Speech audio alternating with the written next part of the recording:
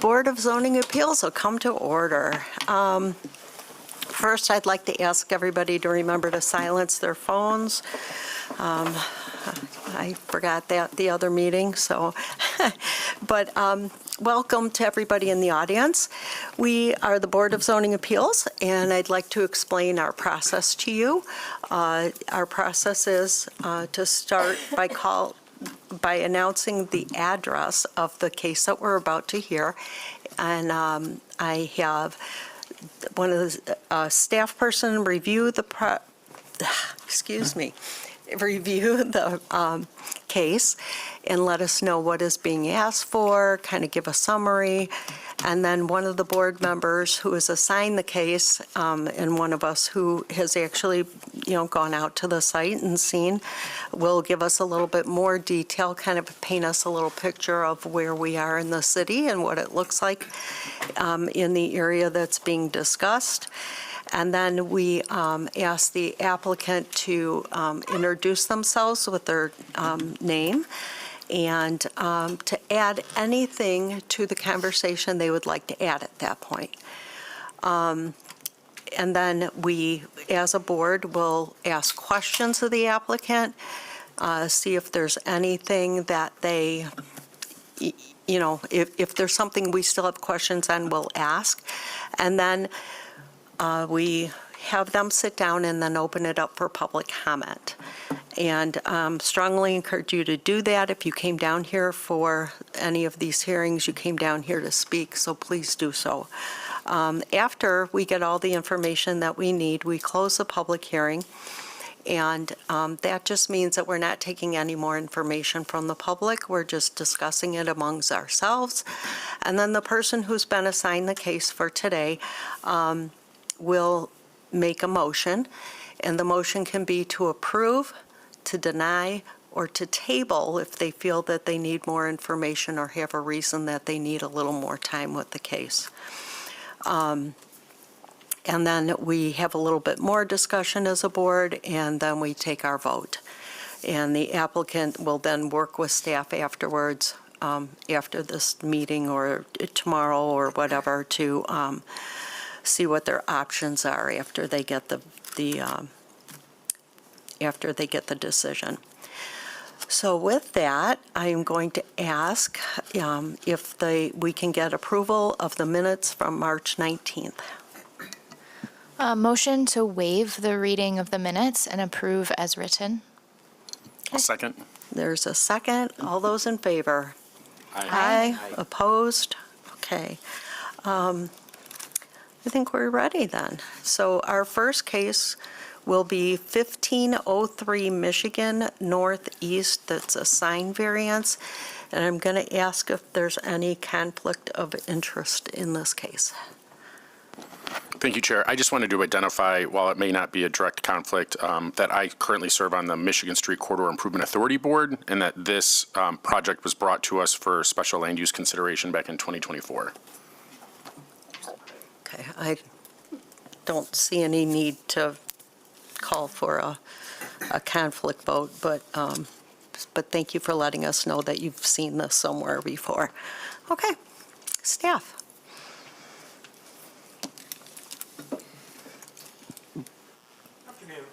Afternoon, everyone. Our first case on the agenda is 1503 Michigan Street Northeast. There are 4 variances before you today, all relating to signs. Before I get into the specifics of the variance, just at a high level, this site is located north of Michigan Street, identified in the map there with the yellow star. Let me actually present this. The site is that's not the site. It's not the Apologies. Wrong PowerPoint. Also on Michigan Street, though.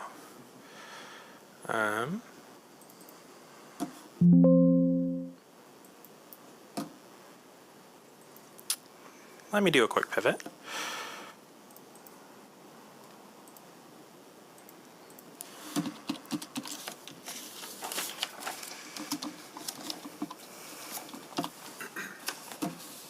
Here we are. 1503 Michigan Street Northeast. The site is located just north of Michigan with a small frontage on Michigan Street Northeast. We refer to this as a flag parcel. The name of a flag parcel really derives its name from shape. You can see here the parcel highlighted in light blue has a little bit of frontage along Michigan Street, and then the bulk of the site is actually set back from Michigan Street. It's referred to as a flag parcel because there's a very skinny portion of the parcel that comes down and connects to the street. This would be referred to as the flagpole, with the big portion of the site set back from the street, which would be the actual flag of the parcel.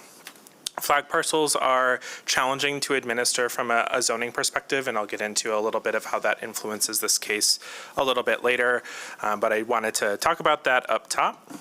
Michigan Street is a commercial corridor, and so there are a lot of mixes of uses along Michigan Street.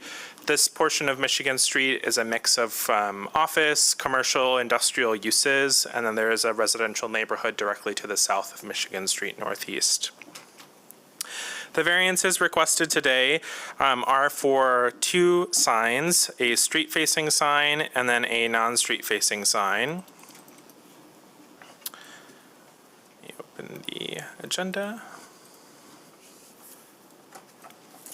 The first variance for the street-facing sign is a variance of 24 feet to increase the permitted height of the sign from 16 feet to 40 square feet. So what you see on your screen is the street-facing sign. The second variance for the street-facing sign is a request to increase the maximum permitted size from 40 square feet to 80.67 square feet. The two variances for the non-street facing sign, which will be the back of the property facing the highway, are a variance of 24 square feet to increase the permitted height of the sign to 40 square feet, and then a variance of 170.8 square feet to increase the maximum permitted height, permitted size of the sign to 194.8 square feet. This property is designated by the Bridge to Our Future Community Master Plan as a manufacturing and logistics center, and the intent of that future land use designation is to reserve land for industrial activities, allow for a wide range of types, services, and wage levels in sectors such as production, manufacturing, research, distribution, and logistics, while minimizing impacts on adjacent land uses.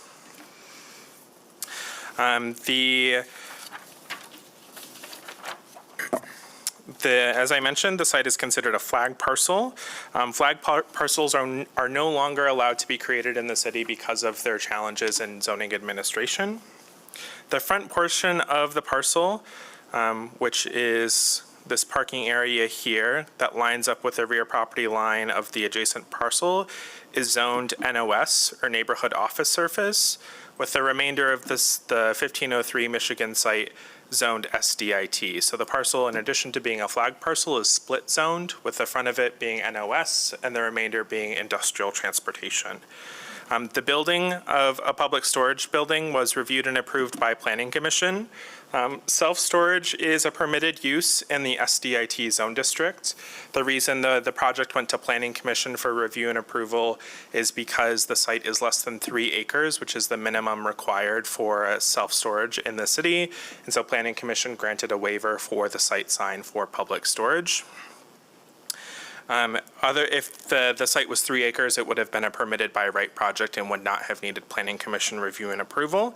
Signage was not discussed at Planning Commission aside from a non-conforming pole sign at the street. That non-conforming pole sign was requested to be removed and conditioned with the approval of the self-storage building on the back side of this property. So while there is a current non-conforming pole sign at the front of the property, it will be removed as conditioned by Planning Commission. In March 2026, a permit for a ground sign at Michigan Street was permitted for the property. A ground sign is a permitted sign type in the NOS zone district. So the portion of the site zoned NOS is where the ground sign is located. So we as staff applied the signage regulations of the NOS zone district. The maximum permitted size for a ground sign in the NOS zone district is 32 square feet. Staff does have the ability to increase that size of a sign to 60 square feet through an administrative departure. An administrative departure for this sign, ground sign was granted because of the location of the building set back far from the road. Staff felt that it was appropriate to grant the increase in size for the ground sign because the property would not have the same ability to advertise on the building close to the streets like other properties in the zone district. So there was an administrative increase to 60 square feet for the ground sign. As I mentioned, this use went to Planning Commission for review and approval, and Planning Commission did not discuss any proposed signage. The property owner did conduct neighborhood outreach during the special land use process. Letters of support were received from the Michigan Street Corridor Improvement Authority and the Northeast Citizen Action Association. Both of those letters of support talked about the use of the property as self-storage and did not directly discuss signage. If you look at the staff report on page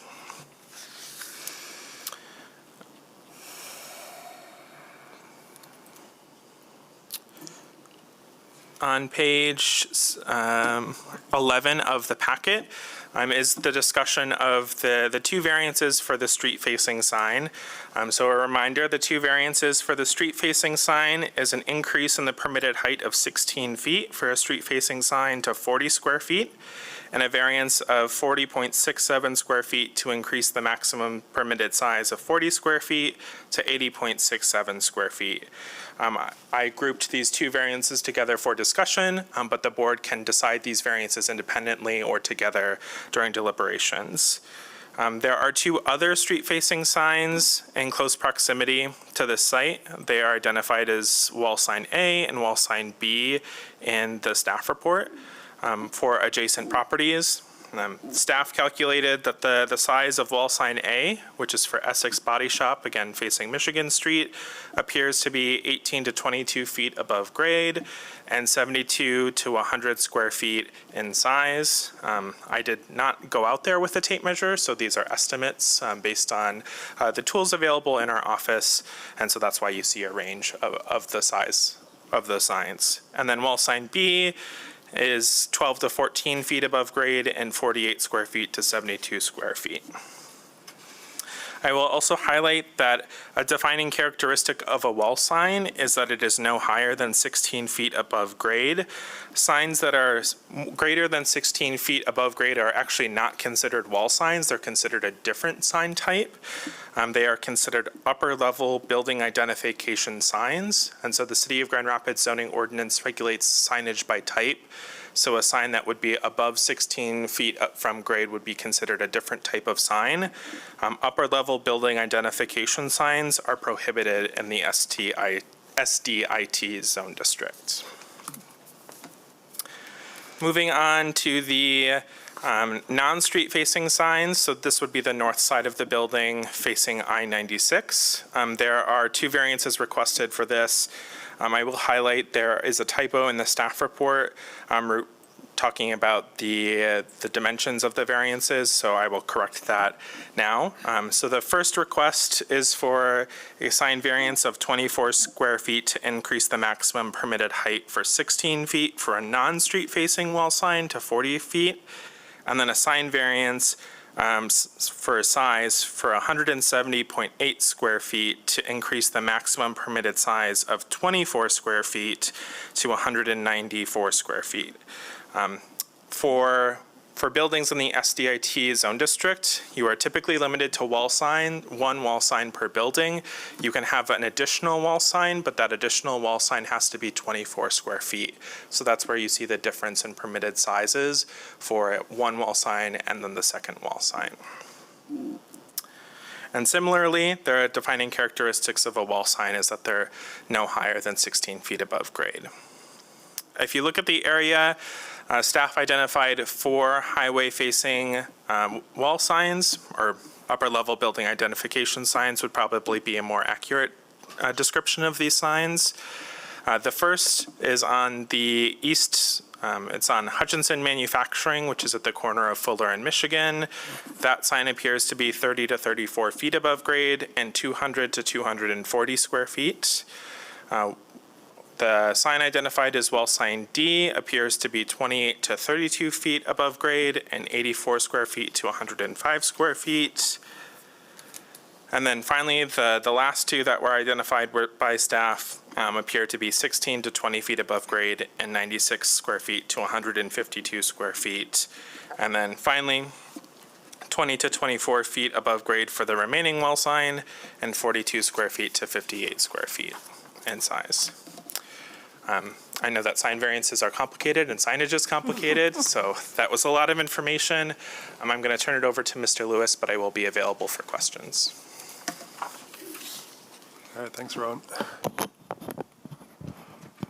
All right, yeah, the site is actually fairly straightforward. It's fully paved, it's very flat. It's got a flag parcel, right? You enter off of Michigan Avenue. There's a train track to the north of it, and then there is another parcel, and then there's the highway. From Michigan Avenue, there's a building in between, pretty close to Michigan Avenue, so that, you can't exactly see, all the way back there if you're directly in front of it.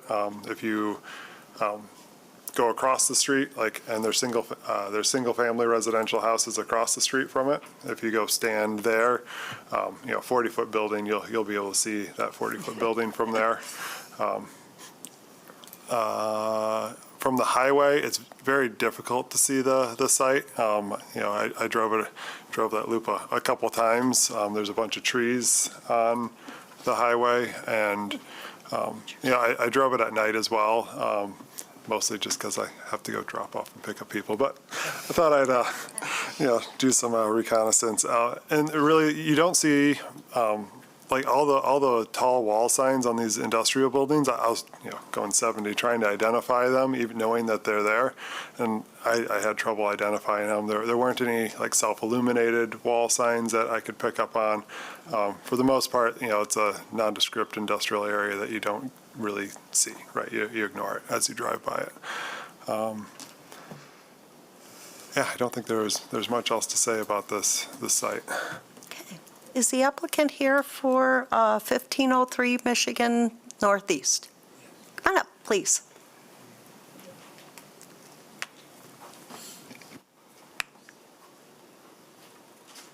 Need your name for the record and anything you would like to add. Sure.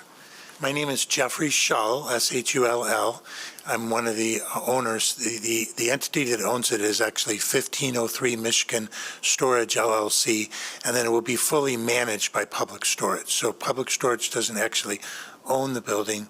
There will be the management company. We're branding it as Public Storage. And then So your signage will say Public Storage? yes, everything will be Public Storage. It'll be branded as such. And then I'm Zach Dennis, and I am from Motif Sign Group, who filled out the applications and will provide the signage. So a couple of things to note on this. Public Storage is a national brand. Public Storage has very tight brand standards.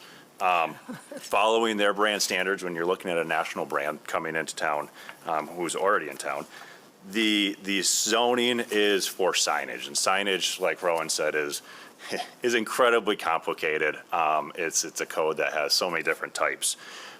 When you're looking at zoning for signage for the square footage allowances on this property, we're looking at the overall sign, which includes an orange backer, which is code, or not code, but that is brand standard for Public Storage. Mm-hmm. When we're looking at that south-facing sign, which is the sign that will have the most visibility from the residential neighborhood across the street, the sign is 80.67 square feet, like Rowan said. The actual illuminated portion of it that says Public Storage is only 43.71 square feet. So roughly, not even half, or just about half of that sign will actually be illuminated. So it's not something that will be, bright shining across the street. That will be, very visible from somebody's front window. It is right within that standard of 40 square feet that's actually allowed from a wall sign in that neighborhood. From a height standpoint, We're proposing going up to the top of the sign being at 40 feet, which is, again, the top of the overall sign, which is the backer itself. Because of this parcel, because of that flag parcel shape, the buildings in front do prohibit most of the view of a sign. If you were leaving it at 16 feet and under, you would not have visibility on there, which is why our request is to go up to the top of the sign. On the back side of the property, you're at the same site. Like James said, it is a hard site to see because of the tree lines. The parcel behind this to the north is a retention pond, so it is not a buildable site. There will never be a building back there. The goal is to try to draw in as many tenants into public storage and store their stuff here. And so getting the sign on that back higher up allows for a little bit more visibility as you drive through that. The north side of the freeway is not a residential area, so this is not shining into any residential areas. The north side of the property is the jail, and so it's not blinding small children in the evening. Again, from that side, it is 180 square feet overall, including the backer. When you're looking at just the illuminated portion that says public storage, you are at, sorry, let me flip to that page. You are at 105 square feet as opposed to the 170 of the overall with the backer. So again, we do try to follow code and ordinance as much as possible. Every site has its challenges, regardless of if this is a public storage or somebody else that wants visibility for signage. They would face similar issues with this site. Rowan hit the nail on the head that flag parcels just aren't allowed in the city anymore because of some of the zoning restrictions that come into play. So we think that we're still being very visibly appealing with the signage that's going on it, and not going with gaudy, over bright EMCs or anything like that. These are just photo-eyed style, white face signs that will go on at night and turn off in the morning.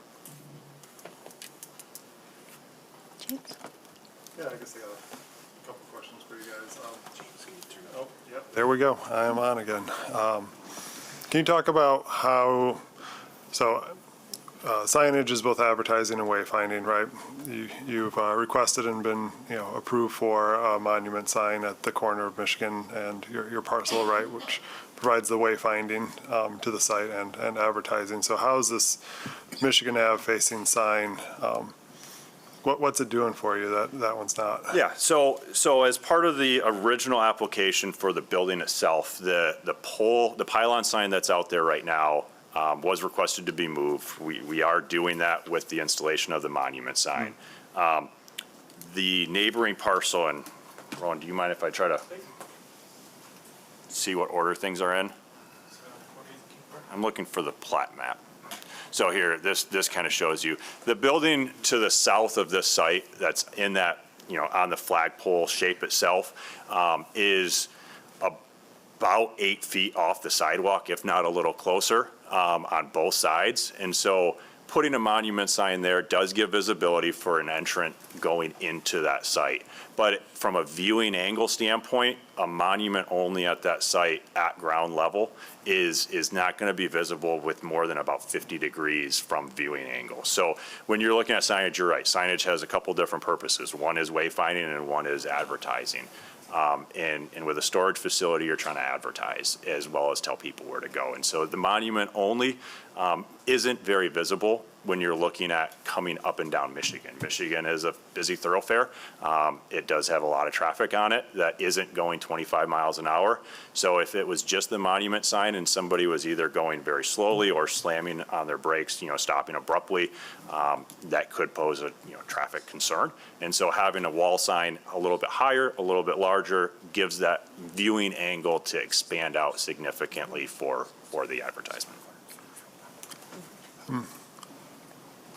One of the things I was looking at when I was driving up and down Michigan Avenue and trying to envision where that sign was in relationship to, the new building. Coming from the north, there's a significant amount of street trees coming from the north and that existing building. I'm not convinced that you will actually get much visibility from the north. The south, I can see where you do actually expand that view angle. This is not much of a question, it's more of a, maybe I forgot in my staff report. Is for the applicant itself, where are you in the lease process, or like how does it work with self-storage? We deny you these variances, what happens? Well, Public Storage is going to take over on May 6th. The building is just about complete, so on May 6th, they'll start that. So they'll use their website. It'll be staffed during the day, so as individuals come in, they'll be able to be shown a unit and that type of thing. So, we'll use every method that we can from a marketing standpoint to begin to lease that up. But May 6th is when that will all begin. All right, thank you. I don't have further questions. Anybody else? Mary? What would be your hours of operation, please? We are not going to be open during the evening at all. Some self-storage facilities are open 24 hours, but even our own tenants won't be able to access it at night. Public Storage has given us some guidance that nothing good happens after 10 or 11 o'clock at night. So I would have to confirm this for you, but I'm quite sure that it opens at 6 o'clock in the morning and then 10 o'clock p.m., and that is the time frame.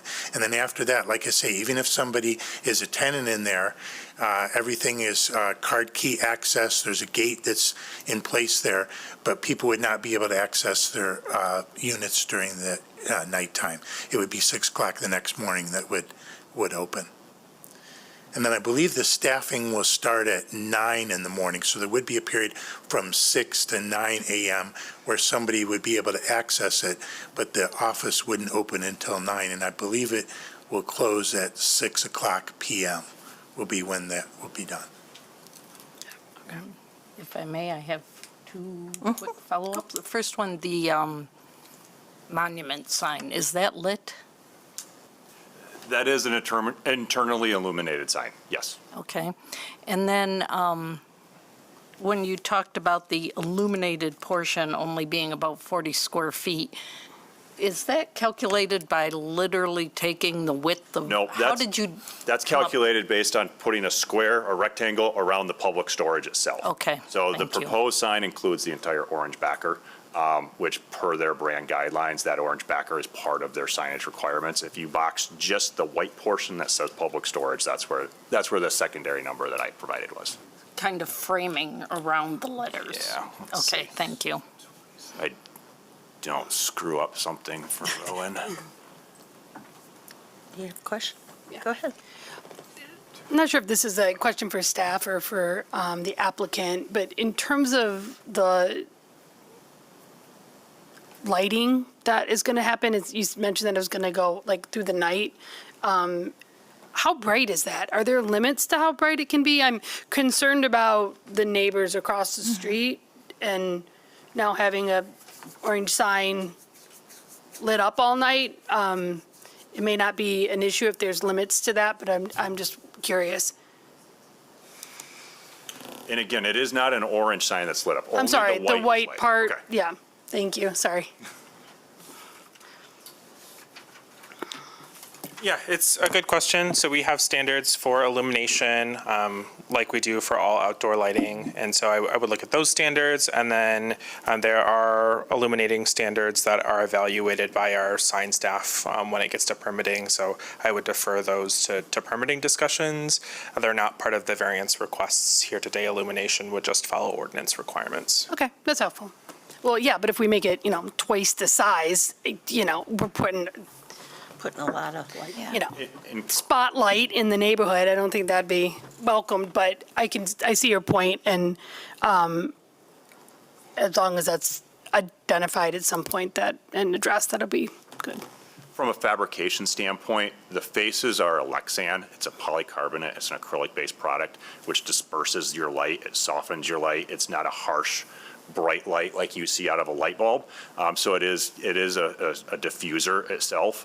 And it is not a pulsating light. It would be a steady, Yeah. light source. It wouldn't be something that would cause, Blinding in the middle of the right, night. No, I seizure appreciate inducing. that. Yeah, no, for sure. Thank you. So I do have a question because I'm looking at, I'm looking at page, I believe this is page, there's two different numbers, but it's the Sign Art Branding Solutions sign page. It looks like it's page 25, but it's actually between page 31 and 33, so I think it's page 32. But as I look at that, I see that there is a sign there with the branding that is just the public storage white letters. I recognize that the building is It's orange in the behind that. PowerPoint. Yeah, there it is. Scroll it back up. Nope, keep going. Right there. Yeah, and so I just, the comment about the orange around the outer edge and thinking about what's within brand standards, is there, That's a very easy answer. That building is orange. right. So as part of their brand standards, if you paint your entire building orange, you can put just white letters. So from a design standpoint and a design aesthetic, the building owner did not paint their entire building bright orange. So to get that orange differentiation between the white and the orange, that's where you put the backer up in their sign policies. Right, and so could the building be orange, for example, in this case? I don't know, I'm just trying to, Never had any plans to make the building orange. There's some accents on it that are orange, but we never had any plans to make the building orange. Sure, and I'm not proposing necessarily that you make a bright orange building either, but I'm trying to better understand the standards and what I see here, especially given that Right. you're talking about that being more close into the Yeah, sign and that standards. is a very clear delineation in public storage brand standards is if you do paint the entire building orange like this is, you can just do white letters. Okay. Any other questions this side? This side? I do have Okay. one question, and maybe this is a question for staff. When it comes to the lighting, is there a world in which there's limitations on when the sign can be lit?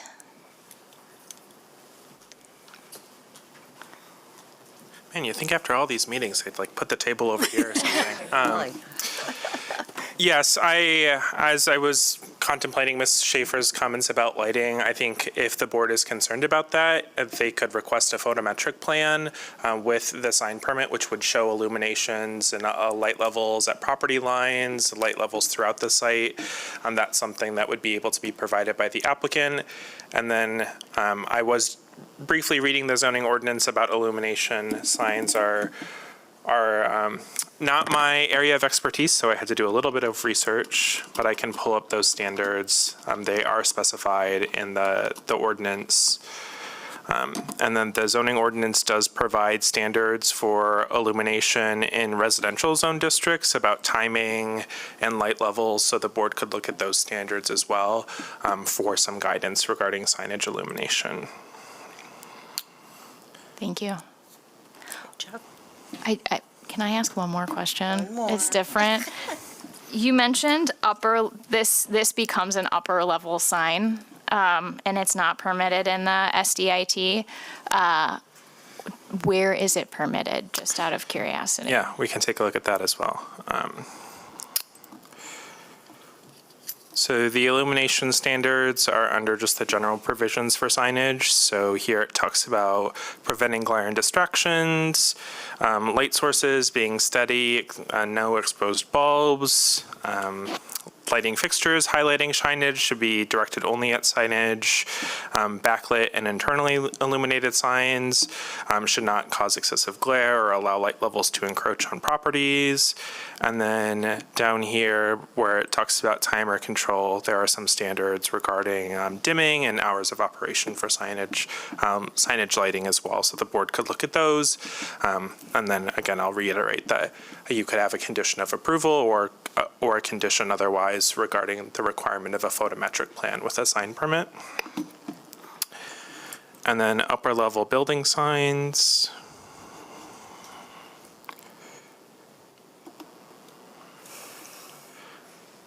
So it would be permitted in the transitional city center zone district, the traditional business area, the transit-oriented development zone district, city center, And then in special districts,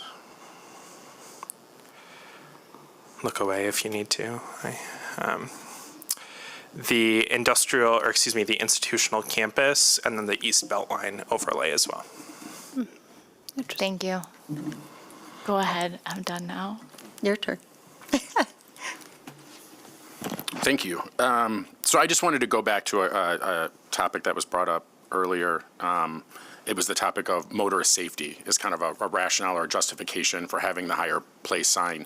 I noticed it wasn't a specific topic that was referenced in your application, but I think both motorist safety and pedestrian safety along that corridor is absolutely important. So I was wondering if you could speak to any review of traffic volume or turning movement, sight distance, or crash history along that corridor that might help to justify the need for signage to mitigate accidents, if that's a potential rationale. We have not done any studies. I know when I've been to the site personally, it comes up on you quick. And so, that comment is based on personal experience only, not from any type of a study that's done. Okay. But, it is something that we do pay attention to when we're designing our signage, and when we're installing our signage and following setbacks and all that stuff. You're looking at neighboring properties to see what those sight lines are. And when you walk a site to survey it, to take your pictures, to do your measurements, that is definitely one of the conversations I had with Jeff and the general contractor originally was, hey, if we just go to a monument sign, that's fine, but here's where you're going to be able to see it. And we walked to both sides of the sign to say, here's where you would stop seeing where this would actually be placed. Excuse me, you need to be at the microphone, and I need your name, please. I'm Maggie. I'm also a part of Sign Art. We usually don't do any traffic control studies unless the sign is moving. So unless it's like an EMC where it's distracting to the eye because it's moving. So that's normal in that case. This is just a wall sign. So. Okay. No, that's helpful. I think I was just asking because it was being identified as just as a rationale, right, for having that higher, larger sign to prevent accidents. So I was just wondering if there had been any consideration around. I mean, I live in the area, so I understand it's a 5-lane bifurcated road with a 35-mile-per-hour speed limit.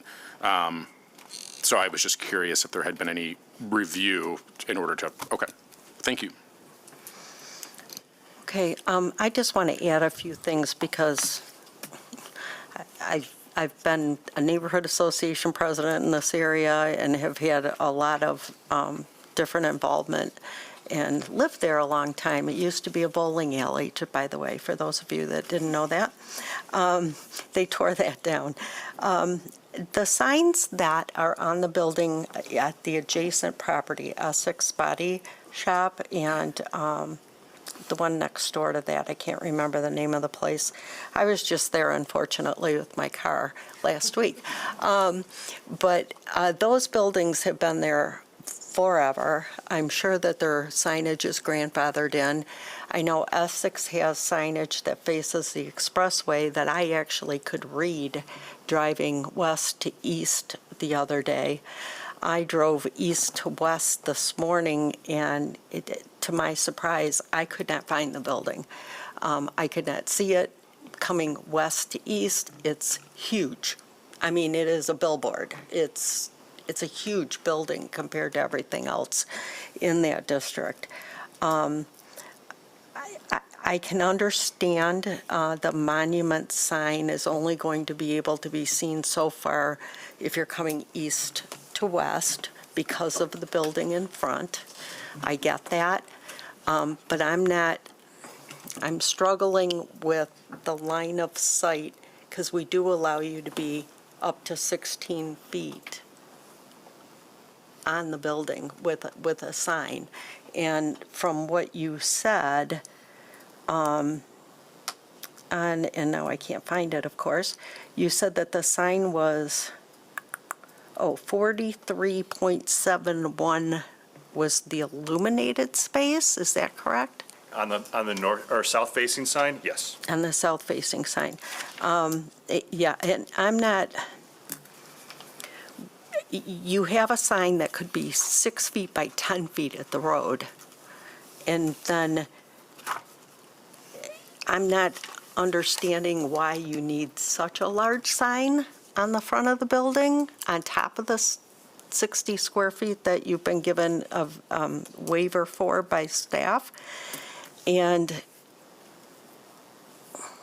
you're allowed a secondary sign. Again, I'm having a lot of trouble with the size of the actual sign because I think that others in the area have done what you want to do from an expressway or from a Michigan Street viewpoint without going massive.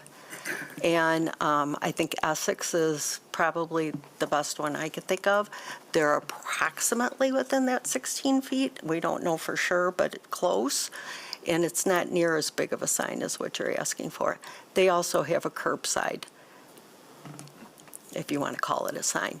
And so I'm struggling with the size of what you want, and I'm also struggling with the height in the front of what you want. I kind of get the expressway side, not sure why people on the expressway need to know you're there, because you are smack dab in the middle of two expressway exits that are very far from your site once you get off. And so I'm not real sure how that benefits you other than the advertising. And my question on the monument sign is, when you light that up, are you saying that the orange doesn't light up at all? That it's just the white? On the wall sign or on the monument? Monument. On the monument sign, it is, the entire face of that is a piece of polycarbonate. So that whole thing does diffuse light. The orange is a brand-specific public storage vinyl that goes over top of it, so it does not light up at night. So during the day, it is orange. It is a very, very muted color that you wouldn't see unless if you got very close to. What you're getting the illumination for on the cabinet is, again, just what says public storage. Okay. Because and- public storage is a long, short name, it doesn't have really tall letters. So like you said, even a 6 by 10, you're looking at probably, and I don't have that with me right now, but about a 9.5 foot wide public storage statement, but it is not 6 feet tall because that scale, it gets much shorter. Okay, but you've been given 60 square feet. Correct. So you can configure it any way you want. It doesn't. But, and on your wall signs, what's illuminated and what colors am I going to see? All you will see is the white illuminated at night on the wall sign. So if I scroll back down here.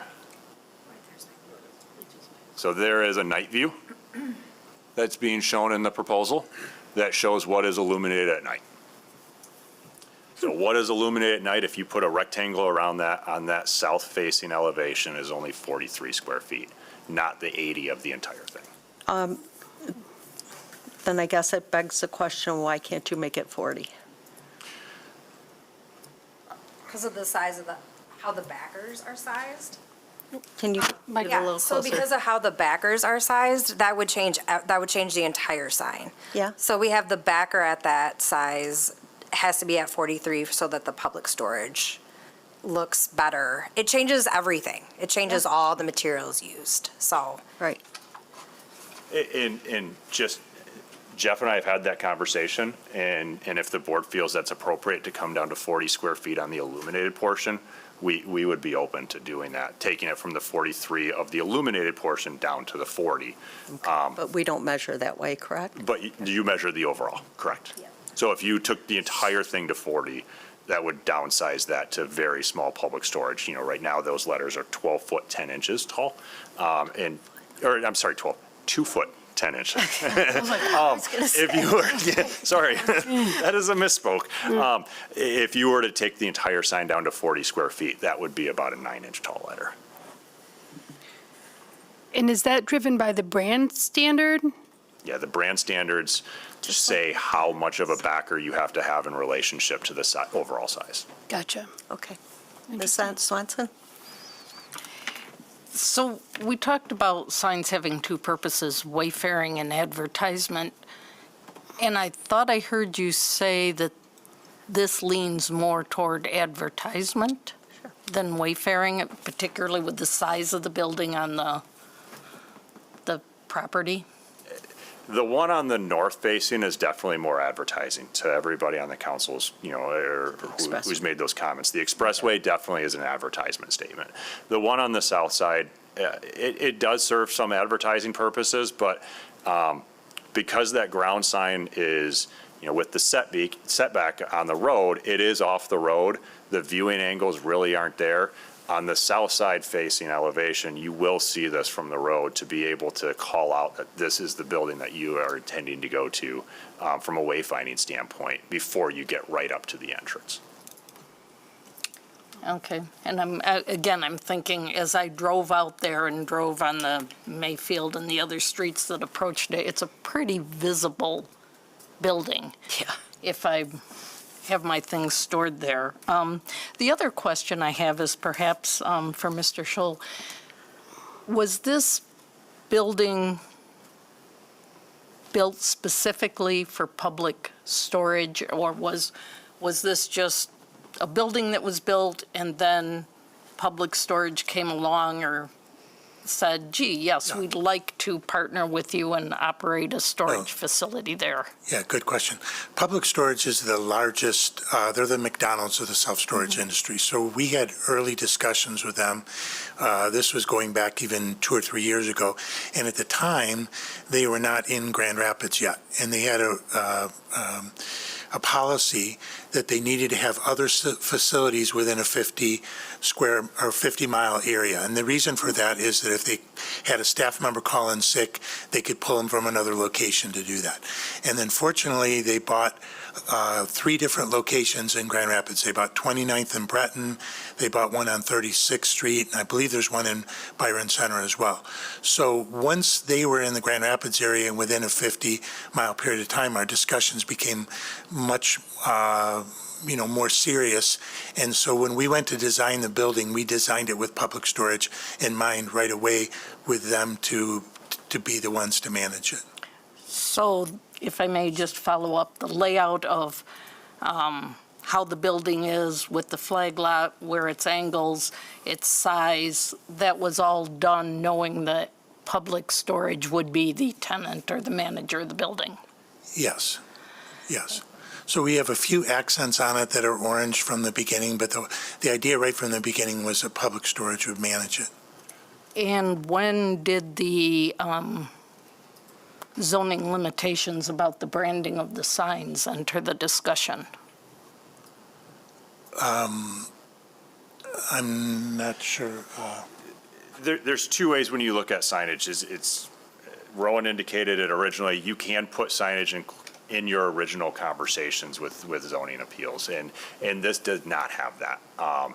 The firm that presented and the firm that did most of the design work on the building is a national firm that deals with public storage facilities. And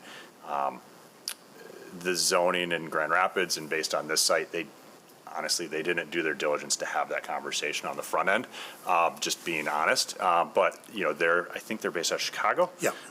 And, Sinart has done a significant amount of storage facilities nationally through Extra Space Storage.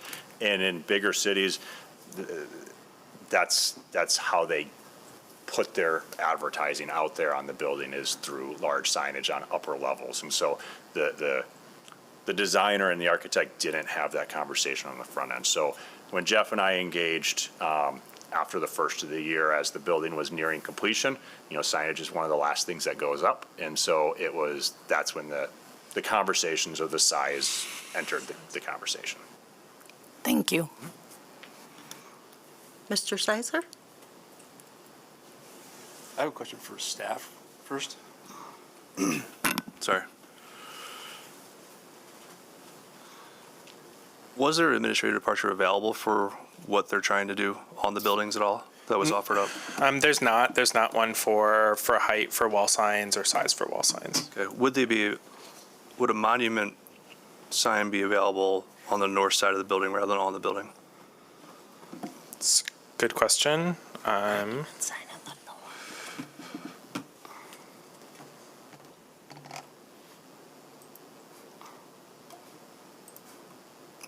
You're talking about the expressway side? North side, yeah, right. You wouldn't be able to see it. I don't know how high you can put it up. In certain situations, you can put up taller poles, get your sign up higher. It's not on your building. Good question. Yep. So ground signs are permitted in the SDIT zone district. Max area of 60 square feet with a maximum height of 6 feet. Placement 15 feet from property lines, 1 per street frontage. And so this would have 1 street frontage. And then pole signs, pylon signs, permitted only in the SDIT zone district, height of 25 feet, 60 square feet, 5 feet from property lines, 1 per street frontage. So both a pylon sign or a ground sign would be permitted in the zone district on that backside, On the backside, you said or one. the north side. Yeah. I'm sorry. The understanding of that is only a pylon or a ground sign would be permitted because we only have one street frontage on this property. So it's one or the other. It's not both. So you couldn't put a ground sign on the south facing and on the north facing. It is one street frontage, so you would be allowed either or. And the zoning appeals asked for the pylon sign to be removed to put it to a ground sign, which limited us to a ground sign only on the street face. Planning, yep. On the south side On of the the south side, property. correct. Yeah, okay. Correct. Because if you've driven by that site, that sign that's there now is kind of, it's old. It would need to be rebuilt and revamped, definitely. So that will be taken down when we pour the footings for the monument in a couple weeks. The Are ground any sign other- you're talking about. When we put the ground sign on in a couple weeks that we have the permit for. And currently there is a The pylon will be sign that is removed there. when that's done. Yep, Just doesn't have the name on it yet. It doesn't correct. have It just the says sign up. 1503 Michigan, which it has Right. for years since it's been a parking lot. But if you had one on the front, that would match the New Beginnings next to it and what's up and down the street. Correct. And then if you ask for a variance for one on the north side to the highway, I'm gonna say you're asking for 4 variances right now. Just saying there could be other options is all I'm asking. I'm not saying, still variances, don't know if that would be appease the board or not, just looking at everything else that's going on. Do we know how far back from Michigan Street is the face of your building approximately? It's quite a ways. I don't have that information here, no. It sets back quite a distance from Michigan, but I'm not sure. Parcel maps. Yeah.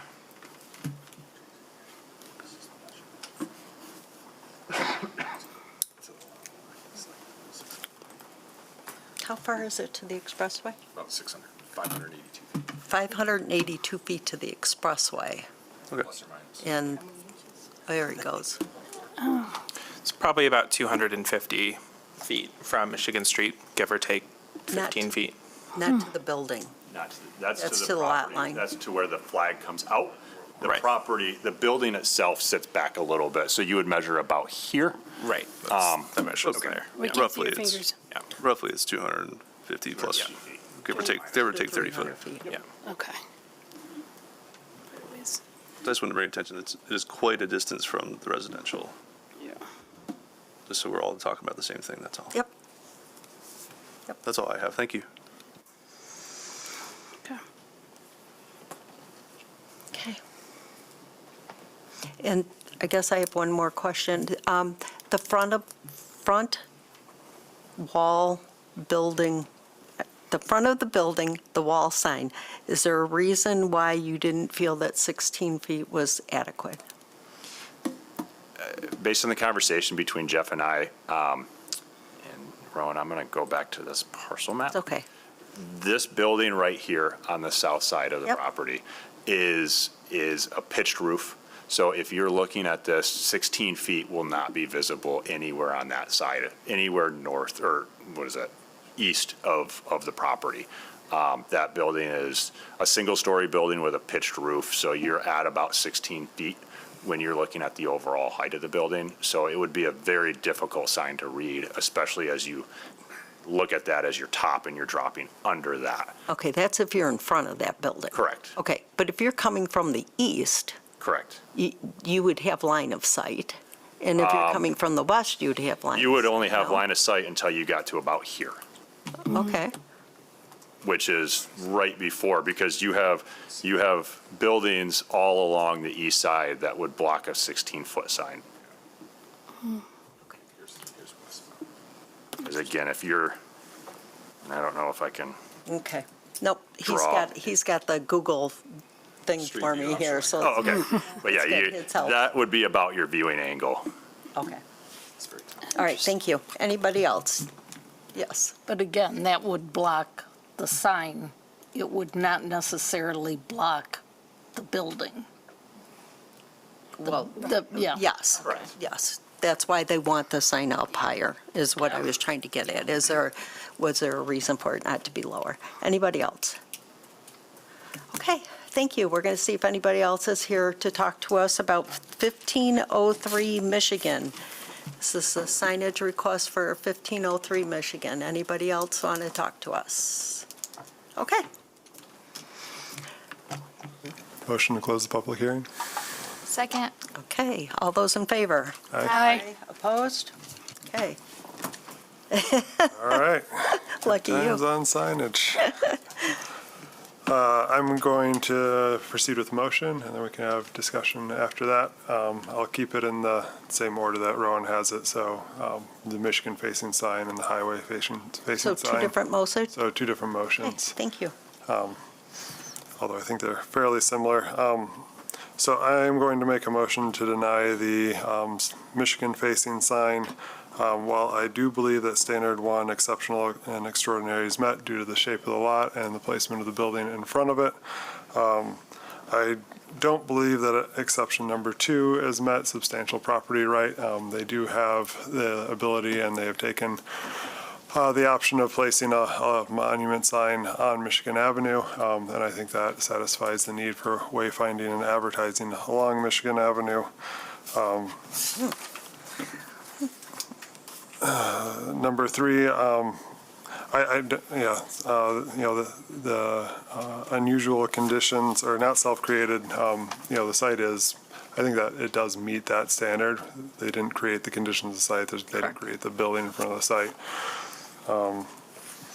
Number four, I do think there actually would be substantial detriment to the residential properties across the street. I think having an illuminated sign visible from, I believe, their living rooms would cause detriment, and I don't think the benefit to the business is proportional to that detriment.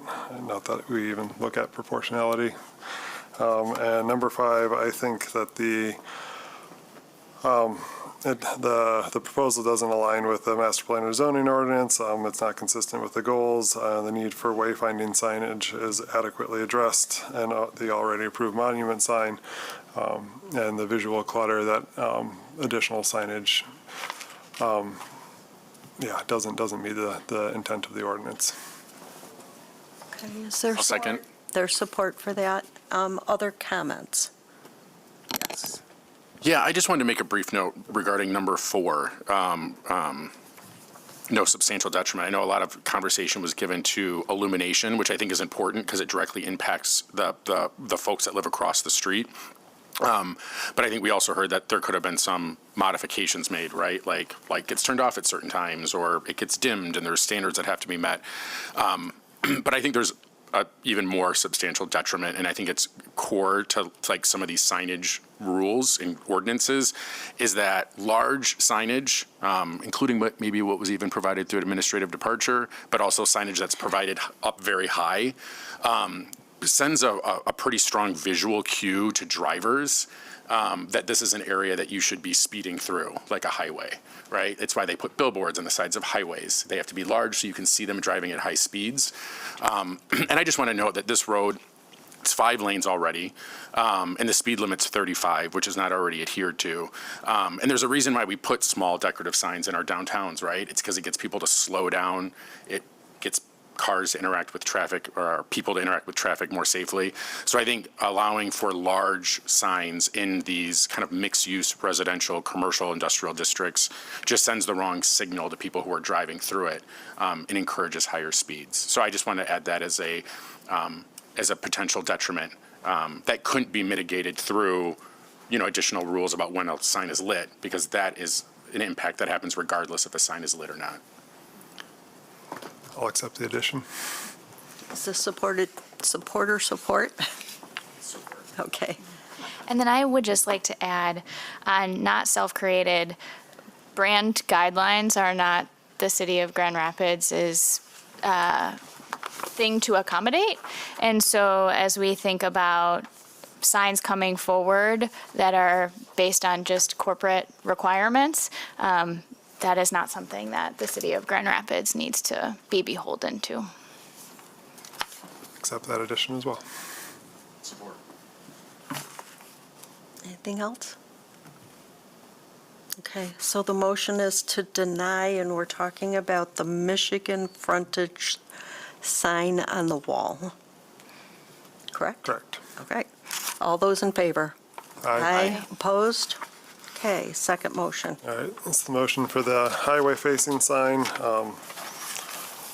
This one I feel like is even more straightforward. There's really nothing exceptional or extraordinary about the site that would, facilitate the need for allowing a higher sign there. The site is not on a street. It's not even on the highway. There's no, right to have a sign high on a building. If this was on a different parcel, not near a highway, they wouldn't even be asking. So I don't think that there's anything extraordinary or exceptional about the site. It's not a substantial property right for the reasons described there. They're welcome to put a sign lower. It's inconsequential to the board or our review of this that there's a highway, 600 feet away. Not self-created, because there's no substantial detriment. They are in fact creating the need for a variance by requesting it to go higher. Number 4, no substantial detriment. Similar to the previous denial, the visual clutter, the distractions, the illumination, on a highway, it's not something that the city is looking to support, right? They don't allow high place signs on these buildings. There aren't other signs along the highway that are illuminated up high. I think allowing one to go there does actually create a fairly substantial detriment because everybody's going to be looking at it. And then again, number 5, master plan zoning ordinance. The ordinance speaks directly to not creating visual clutter. So I don't think having a high sign up there would meet the spirit and intent of the ordinance or the master plan. Second? Okay, it's seconded. Any other comments? Additions? Okay, all those in favor? Aye. Opposed? Okay. Work with staff on what your other options are. Thank you. Okay, our next item up is 1326 Bridge Street Northwest. This is a dimensional variance. I'll ask staff to give us a breakdown of what we're looking at here. Okay. The second case on our agenda is 1326 Bridge Street Northwest.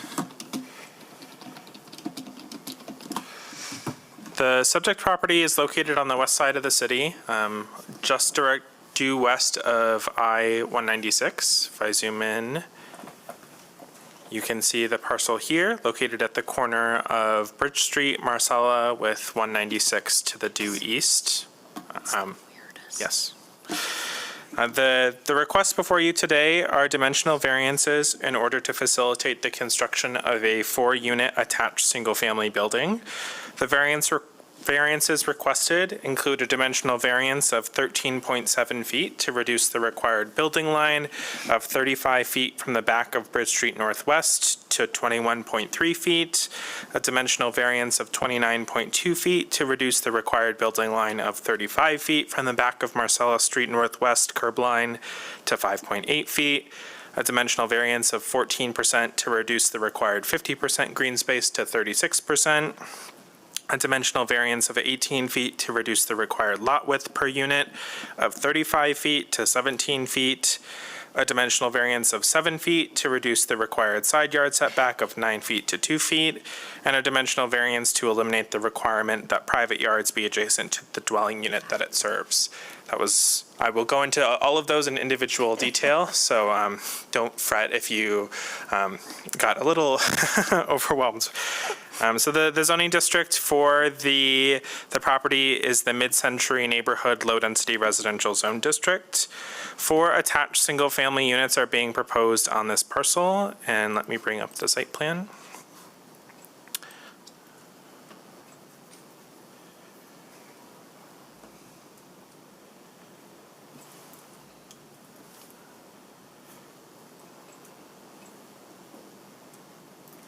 So here's the site plan that shows the proposed building. You can see that the building fronts along Marcella Avenue with 4 doorways directly accessed off of Marcella Avenue. The project requires variances for building placement, green space, lot dimensions, setbacks, and site amenities. These 4 units, as I said, face Marcella Avenue, and the building is 2 stories at Marcella Avenue. Garages for each unit are provided on the back side of the building, and if I switch to the elevation, you can see that the garages are provided there. And accessed from Bridge Street. So as you are driving west along Bridge Street, the building would appear as 3 stories, but if you look at it from Marcella Avenue, the building appears as 2 stories, and this is due to the grade on the site, that as the site rises in elevation, moving from the east to the west. Each unit is a 2-bedroom unit and 2 1/2 baths. The Bridge to Our Future Community Master Plan designates this as a compact neighborhood, the intent of which is to create, maintain, and promote a variety of housing opportunities while enhancing the desired physical characteristics of the city's existing neighborhoods. A few recommendations from the Bridge to Our Future Community Master Plan include recommendation 1B.2, allow a greater variety of housing types in low-density residential zone districts. 1B.3, allow higher density residential in the mid-century and modern era neighborhoods. 1C.8, continue to promote the use of green infrastructure on individual home sites, and 2.8.3, support infill development at an appropriate scale. As I mentioned, 1326 Bridge Street Northwest is due west of I-196. The parcel is located at the corner of Bridge Street and Marcella Avenue Northwest. The parcel is considered a corner lot with frontage along Bridge Street and Marcella. Technically, this property has 3 frontages. If you look to the south, there's this little street called Flora. It's a street. It's a named street. Doesn't look like it's true. Yeah. So that is technically a 3rd frontage because it's public right-of-way to the south. But by ordinance, a lot can only have 2 front lot lines, and we look at typology and orientation to determine what those 2 fronts are. So that would be Marcella and Bridge Street. And so the parcel would be fronting at the corner of Marcella and Bridge Street. As I mentioned, there's a slight slope on the property that rises from east to west, and the slope gets steeper as you meet Marcella. Mobile GR has approved the use of the existing curb cut off of Bridge Street to access the property. The applicant provided line of sight studies to our Mobile GR department to determine that accessing the site with that existing curb cut would be appropriate and provide enough safety and security for motorists on Bridge Street and entering and leaving the site. As I mentioned, 4 attached single-family units are proposed on the parcel. In the low-density residential zone district, attached single-family uses are permitted by right under the following conditions, where 4 or fewer units are constructed in a row, no demolition is required, and the parcel is located with 500 feet of a commercial zone district as measured from the closest point of the parcels along the public right-of-way. I did that measurement for all of you, and it's 410 feet, so this property meets all of those 3 criteria, and so this this project is permitted by right. Otherwise, it would have required Planning Commission review and approval if it didn't meet those three criteria.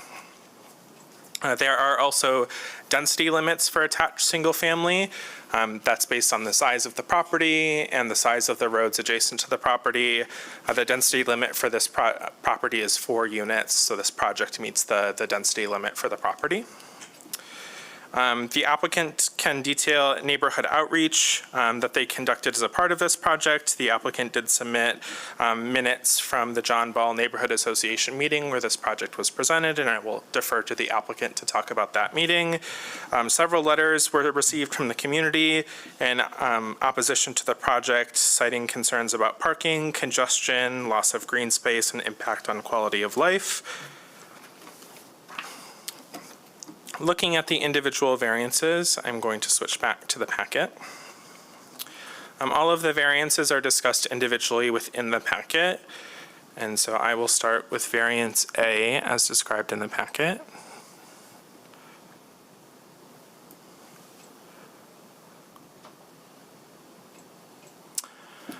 So variance A is a dimensional variance of 13.7 feet to reduce the required building line of 35 feet from the back of the Bridge Street curb line to 21.3 feet. The city of Grand Rapids and the majority of the zone districts dictates the placement of a building relative to the street. It's called the required building line. And so this line is a fixed distance that a building must be placed relative to the curb line. So unlike other communities that might regulate placement of a building with a front setback, we actually dictate the build to line, so where that building must be placed relative to the street. We measure the RBL, or the required building line, based on the properties, the 5 properties on each side of the parcel on the same block and 5 lots across the street. However, this is the only parcel on Bridge Street on this block. And then if you actually go across Bridge Street, it's a different zone district, so we don't count those properties in calculating the required building line either. And so because there aren't any properties to reference the required building line, we default to a measurement of 35 feet from the back of the Bridge Street curb line. So that's where the 35 feet is coming from. I will highlight that even though it's not used for the calculation of the RBL, the other properties along Bridge Street to the due west, I calculated the RBLs of all of those. Given the angle of Bridge Street, the homes aren't built parallel to Bridge Street, so the RBL ranges depending on where and how you measure. And so the table provided in the packet provides a range of required building lines representing the closest distance that building is to the back of the curb line and the furthest distance that building is to the back of the curb line. So that's why you see a range in measurements there. This is some impressive investigating, so I just want to shout you out there, Rowan. Thank you, Ms. Schaefer. The RBL across Bridge Street, so even though it isn't a different zone district, Mr. Lewis actually did these calculations, so I'll highlight that for him as well. Those RBLs range from 24 feet to 29 feet. Moving on to variance request number B, which is the request to reduce the required building line 35 feet from the back of Marcellus Street Northwest to 5.8 feet. So I will also highlight that it's a similar calculation. You're looking at properties across the street, next to the property. And so I was able to use the properties across the street to determine a reference for RBL. Those properties across the street range anywhere from 10 feet to 30 feet from the back of the curb line. But because all of those measurements are less than the default value of 35 feet, we go to the default value of 35 feet. So the ordinance would require a building to be set back 35 feet from the Marcellus Street curb line here, and the applicant is requesting a variance of 29.2 feet to reduce that RBL to 5.8 feet from the back of the curb line. I will also highlight that the zoning ordinance does provide an administrative departure for flexibility with the RBL. Staff have the ability to move that required build line by 10 feet in either direction, but the applicant is requesting movement of that line above 10 feet, so it requires a variance from the Board of Zoning Appeals. Moving on to variance C, a dimensional variance of 14% to reduce the required 50% green space to 36% green space. All lots in the city and all uses in the city require a certain percentage of green space. So this is grass, landscaping, lawn.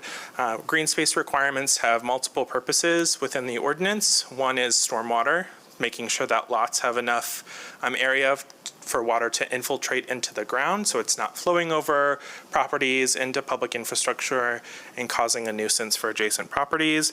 And then also space for recreation and active use on our property. So that's where green space requirements come from. This use requires 50% of the lot to be green space. I will highlight that the applicant is proposing pervious pavers for the drive area and the access to the garages. And so the green space, pervious pavers can count towards green space, but only a certain percentage of them can count. You get a green space credit for pervious pavers. So accounting for that credit, the project would provide 41% green space and would still require a variance. The variance was written to request 36% green space to give the applicant flexibility if, for whatever reason, pervious pavers aren't a viable solution for the project. So they wouldn't have to come back for another variance if 41% was granted. Permanent planters, green walls, and green roofs also count towards green space requirements within the zoning ordinance, but they have to be accessible and safe for residential occupants. So if you were to provide a green roof on the top of a building downtown, residents of that building would have to be able to access it for it to count towards green space. Okay. And that gets back to the recreation aspect of green space that I mentioned. Moving on to variance D, a dimensional variance of 18 feet to reduce the required lot width per unit to 35 feet to 17 feet.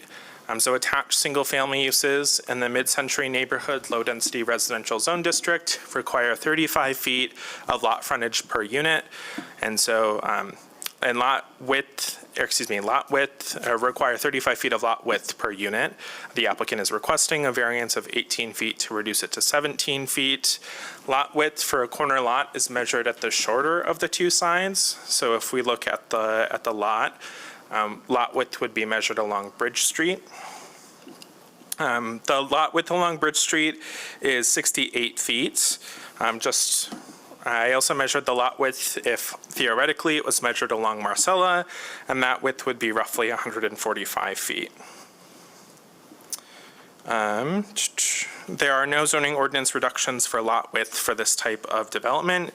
The zoning ordinance does otherwise provide reductions for lot width, but for other types of housing products and other types of development styles, but not attached single family.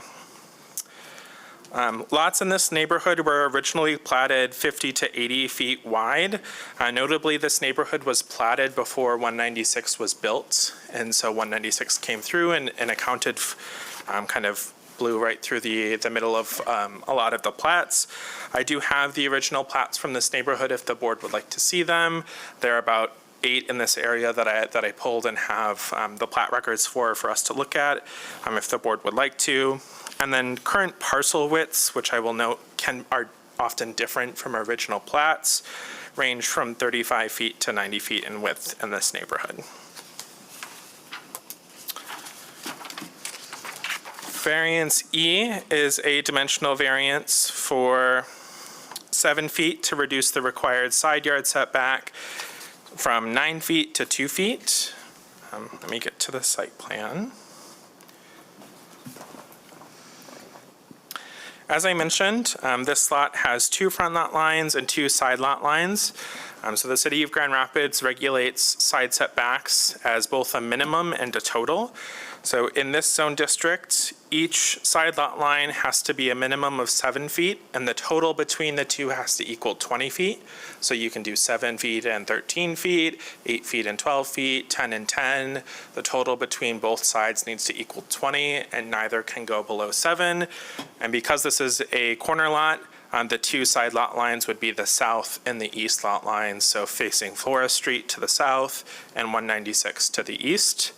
There is 11 feet of distance between the parking area and the side lot line, so the setback is 11 feet to the south, meaning that the setback to the east would need to be 9 feet.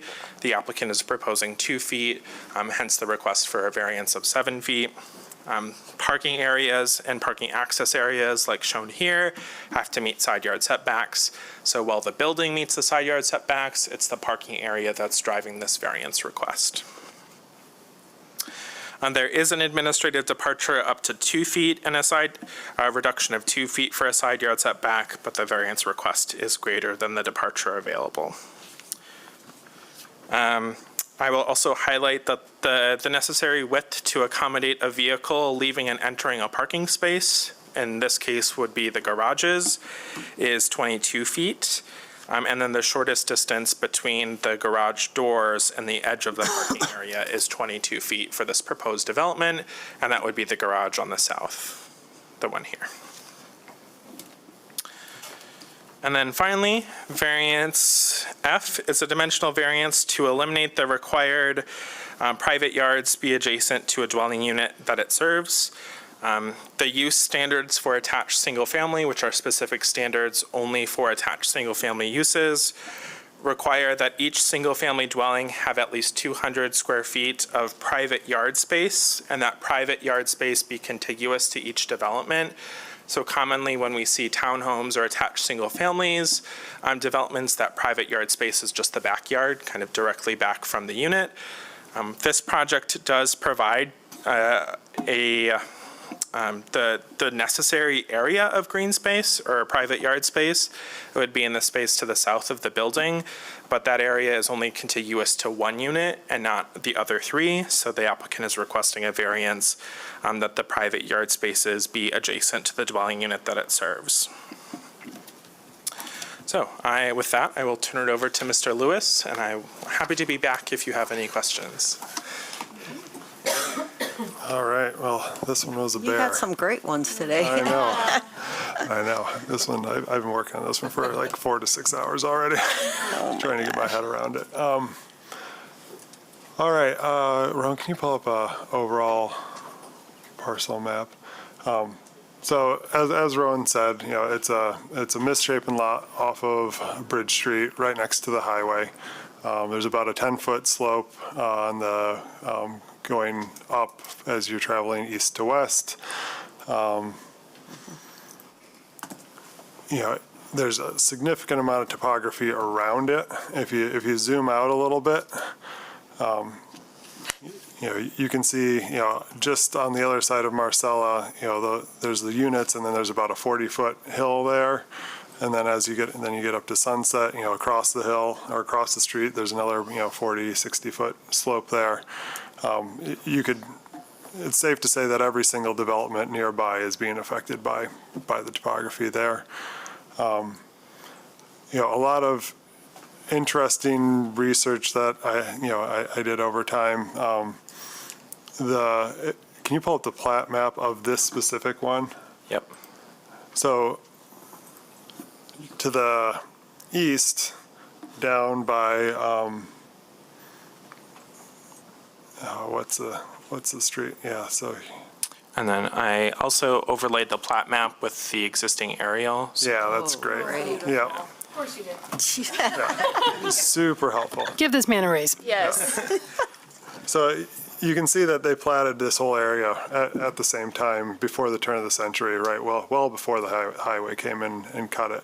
You know, Valley all the way to the east, and then they call it Sunset now, all the way to the west. You know, and then even as you go further west, you know, these were all, you know, done, you know, turn of the century, 1920s, and then the highway came through. And, you know, part of I think the challenge of what's going on with this site is, one, everything got reconfigured when the highway came through. But the other thing is the highway is providing what I would call a regulatory boundary, where most of these lots to the west of the highway probably should have been TNTBA in the traditional neighborhood district. The majority of them are every single lot in the block, except for the very large one, 234 Sunset, has some sort of existing nonconformity with this zone district. As you move further west, there's a significant amount of them that have an existing nonconformity with the MCN district. So I don't know why they drew a map where they drew a map. I'm guessing it's easy. There's a highway there. I'm going to run my MCN district all the way to the highway. But at least four of the last four exceptions probably aren't exceptions if it is in the TN district as opposed to the MCN district. And I would probably suggest that regardless of what happens with this variance, that the planning department really take a look at where that boundary line is in relationship to these parcels, because they were built at a time when, most other parcels would have been in a TN zone district. And I do think that it's causing problems, and, basically if any other parcel within this district wanted to put their house back right where they were right now, they would be in front of us, in that block from Sunset down to Valley. What else? Marcella itself is an exceptionally narrow road. It's 25 feet in the right-of-way between the two parcel lines. Standard in a single-family district is 66. Valley, just to the east, is 66 feet. Sunset to the west is right around 55 feet. And so when you start using the RBLs and you have a narrow street, right, and that narrow street would normally have enough space for your sidewalk and your parkway, right, before you get to the house, it's not really a huge surprise that, there's just not the square footage there, right? And Marcella has existed since the 1900s.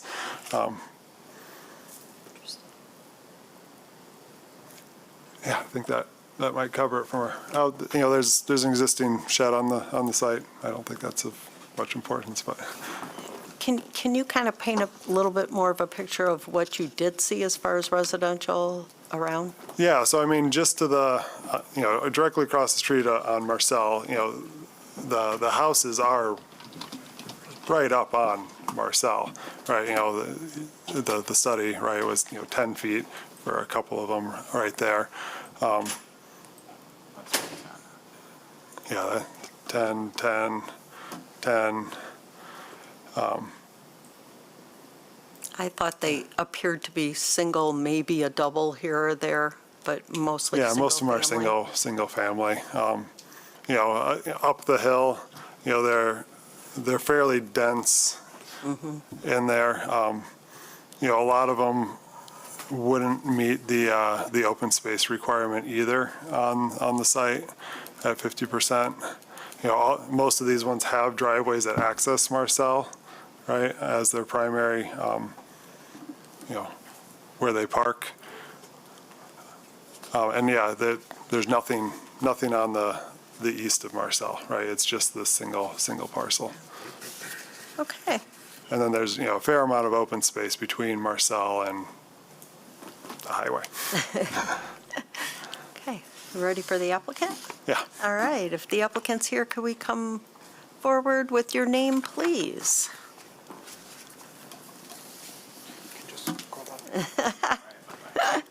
Hi. Well, again, hi. Greg Metz, Lat 3 Metz Crutcher Architecture. I'm the architect representing the client. Client unfortunately could not be here. It sounds romantic. He got called away from work to be in Mexico, but as I was talking to him yesterday, he goes, "It's not fun." He goes, "I am working." So he wishes he could be here, but so we had some conversation. I'll try to convey some of what he told me. Okay. Thank you today this is a complex one. I appreciate you spending the time to review it. Rowan, thank you for your exhaustive analysis, and Mr. Lewis, appreciate it. Thank you. It helps a lot. When my clients first came to me, one of the first things they said before we really got into the project was, they said, "We just want you to know Marcella is a very tight, small street. We don't want to park there. We don't want to have any car access off of there because frankly, we want to respect the neighbors." And so that's when they pursued having the entry to the site off a bridge, and I thought that was smart. You can't park on Marcella. when I'm there, I've, this, again, I'm not trying to sound arrogant. I had the fortune of being in Europe last week. Many roads in Europe are shared by cars and people, and I think that's wonderful because there's a healthy respect. Marcella, the way I look at it, it's like a glorified driveway, and it's got a residential aspect to it because it is so unique to those properties only. It's their place. You can tell that they make sure nobody breaks the rules, the unwritten rules of a neighborhood. Sure. And so my client was aware, to their credit, they picked up on this right away. And so it was important to us to have the units face Marcella because we wanted all the units to participate as neighbors on this street. And the building kind of helps to encase that street to actually make it even more pedestrian. Now we have pedestrians on both sides. In a romantic world, it'd be great to see kids out there playing stickball and everything, and whacking the ball off the house and kids. So parking on the backside, you have a massive highway there. So it made sense to, the ugly stuff, the parking, let's put it towards the highway. Let's put the pedestrians, people towards Marcella. They also wanted to make sure that each unit had 2 parking spots. So we have 2-stall garages for each one. And again, it was to mitigate parking issues. They wanted to make sure they could accommodate parking. They did present to the John Ball Neighbors Association and received very positively the main question, what about parking? And then they shared what I just shared with you, and they said people who visit will park where the people on Marcella park, which is not on Marcella. You either park on their property or you have to park down by Valley, which is not that far away. It's just underneath the highway. There's a ton of parking down there. So it's not really a big, if you believe in I have to park at the front door, it's an issue. If you believe that, hey, it's okay to walk a little bit, it's not an issue. I'm of the belief it's okay to walk. What else? To get parking into the 4th unit is kind of what dictated where it sets back from Marcella and where it sets back from Bridge. So to be able to get a car to swing into that garage is kind of what dictated where we set that house. And actually that end unit, I actually recessed the garage 4 feet in just to allow it to pull to the south even farther, try to get it as far south as we could. So that kind of dictated everything. The setback on the parking, personally, I didn't think it was a big issue because it's a setback from the highway. I don't think the highway is going to care if the parking's close to it because, frankly, everybody's in a car.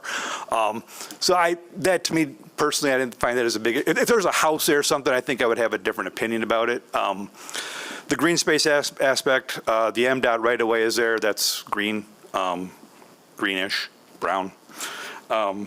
So that kind of helps too, because again, that's not going to be developed unless they expand the highway, which I hope they don't, for other reasons. What else? Since we've submitted for the BZA, we got a soils report on the project, and the soils are very bad. I bring that up because I think it makes the site even more difficult to develop, especially if you want to do a single family or duplex with the complexity of, we're already concerned about how we're going to mitigate this bad soils. We'll find a way, I hope. I really want a project, barring approval today. And if you will bear with me, I would like to just quickly go over each variance and just make a quick little snippet, and then I'll turn it over to all of you. Variance A, I feel that it's consistent with the rhythm and the pattern of the homes to the west along Bridge Street. Like Rowan said, because it's angled, nobody's parallel to the street, so they all kind of have a funky setback. So we maintain that rhythm. So I don't feel like we're doing anything totally out of place with what's happening there. And then when you go right to the east of it, you start to get into the abutment to the bridge that goes over Bridge Street. Variance B, I feel like we're creating more of a private street by encasing it a little bit more. We take the highway out of the equation, so it actually makes the street, in some ways, a little nicer because you don't have as much noise and visual interference of the highway on Marcella. And variant C, as I said, the MDOT easement's all green, so that helps. Not that it's part of our property, but there is green space right there adjacent, which I think helps. Variance D, the width requirements, as Rowan explained to you very clearly, is based on Bridge Street, but we do meet the requirements of width along Marcella. If we were allowed to do that, we do technically meet that, but we're not allowed to because of the way the rules are written. So I feel like we kind of make it, if you count Marcella, we're good. If you count Bridge Street, we're not good. So that's why the variance is there. Variance C, while technically a corner lot, it is a corner lot.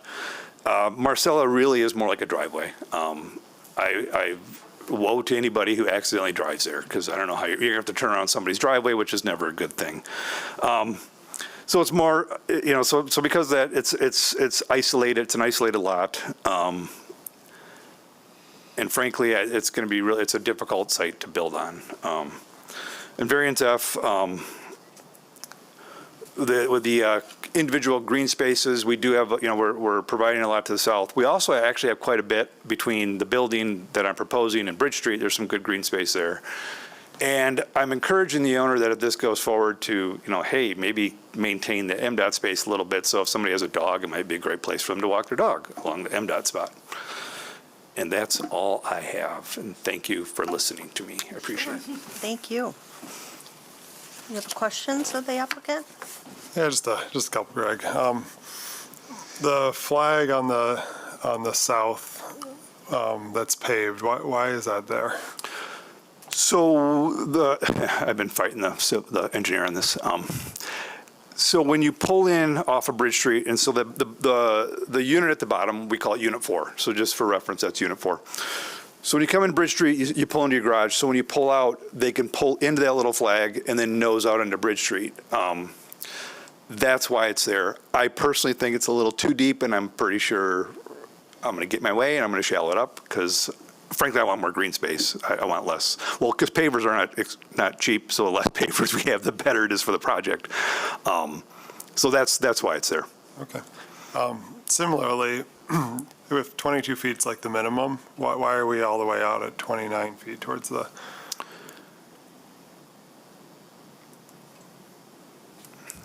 I'm channeling the engineer. He thinks we need even more than that. He thinks 22 feet's too little.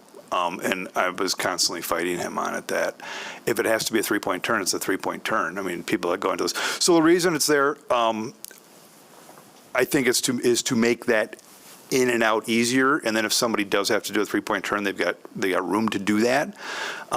If somebody has a bigger vehicle, it just makes it easier to swing. It's to try to if you make it too tight, damage happens to the property and everything. So it's to try to mitigate some of that.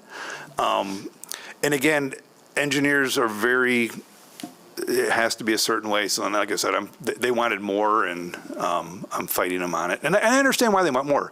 They deal with things that happen in history. And so it's just to make it easier to sweep in and out. And they also recognize that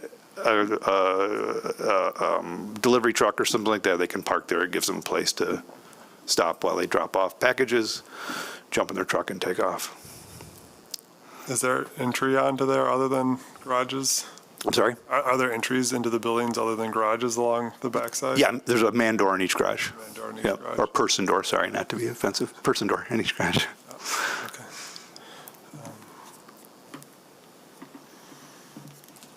Yeah, that's my questions.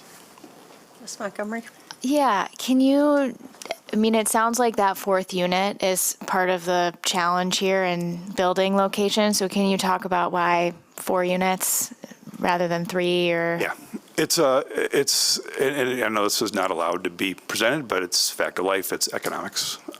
And Sure. the size of the units, they really do want to get professional couples here. They don't want students. So we're making this big enough to appeal to professionals. And like I said, too, a professional, while the highway's there, that's a different thing. They go to a nice neighborhood. It's very walkable. Solvangard is right down the street. How cool is that?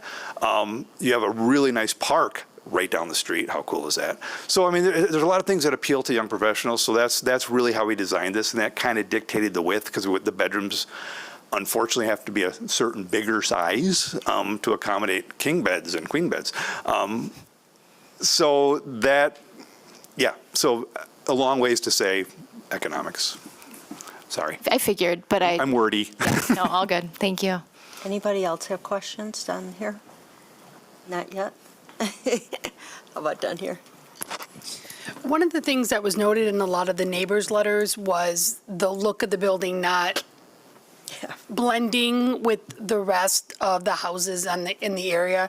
Can you talk a little bit, I mean, first of all, are they going to be black, all black, like in the pictures you submitted? Ms. Schaefer, I can't totally answer that because I don't dictate color. It's up to my client. With that being said, we do want to do a darker color because of all the dirt and dust that comes off the highway. I was telling them I don't want white. I don't want light gray because it will look dirty. It will not look good over time.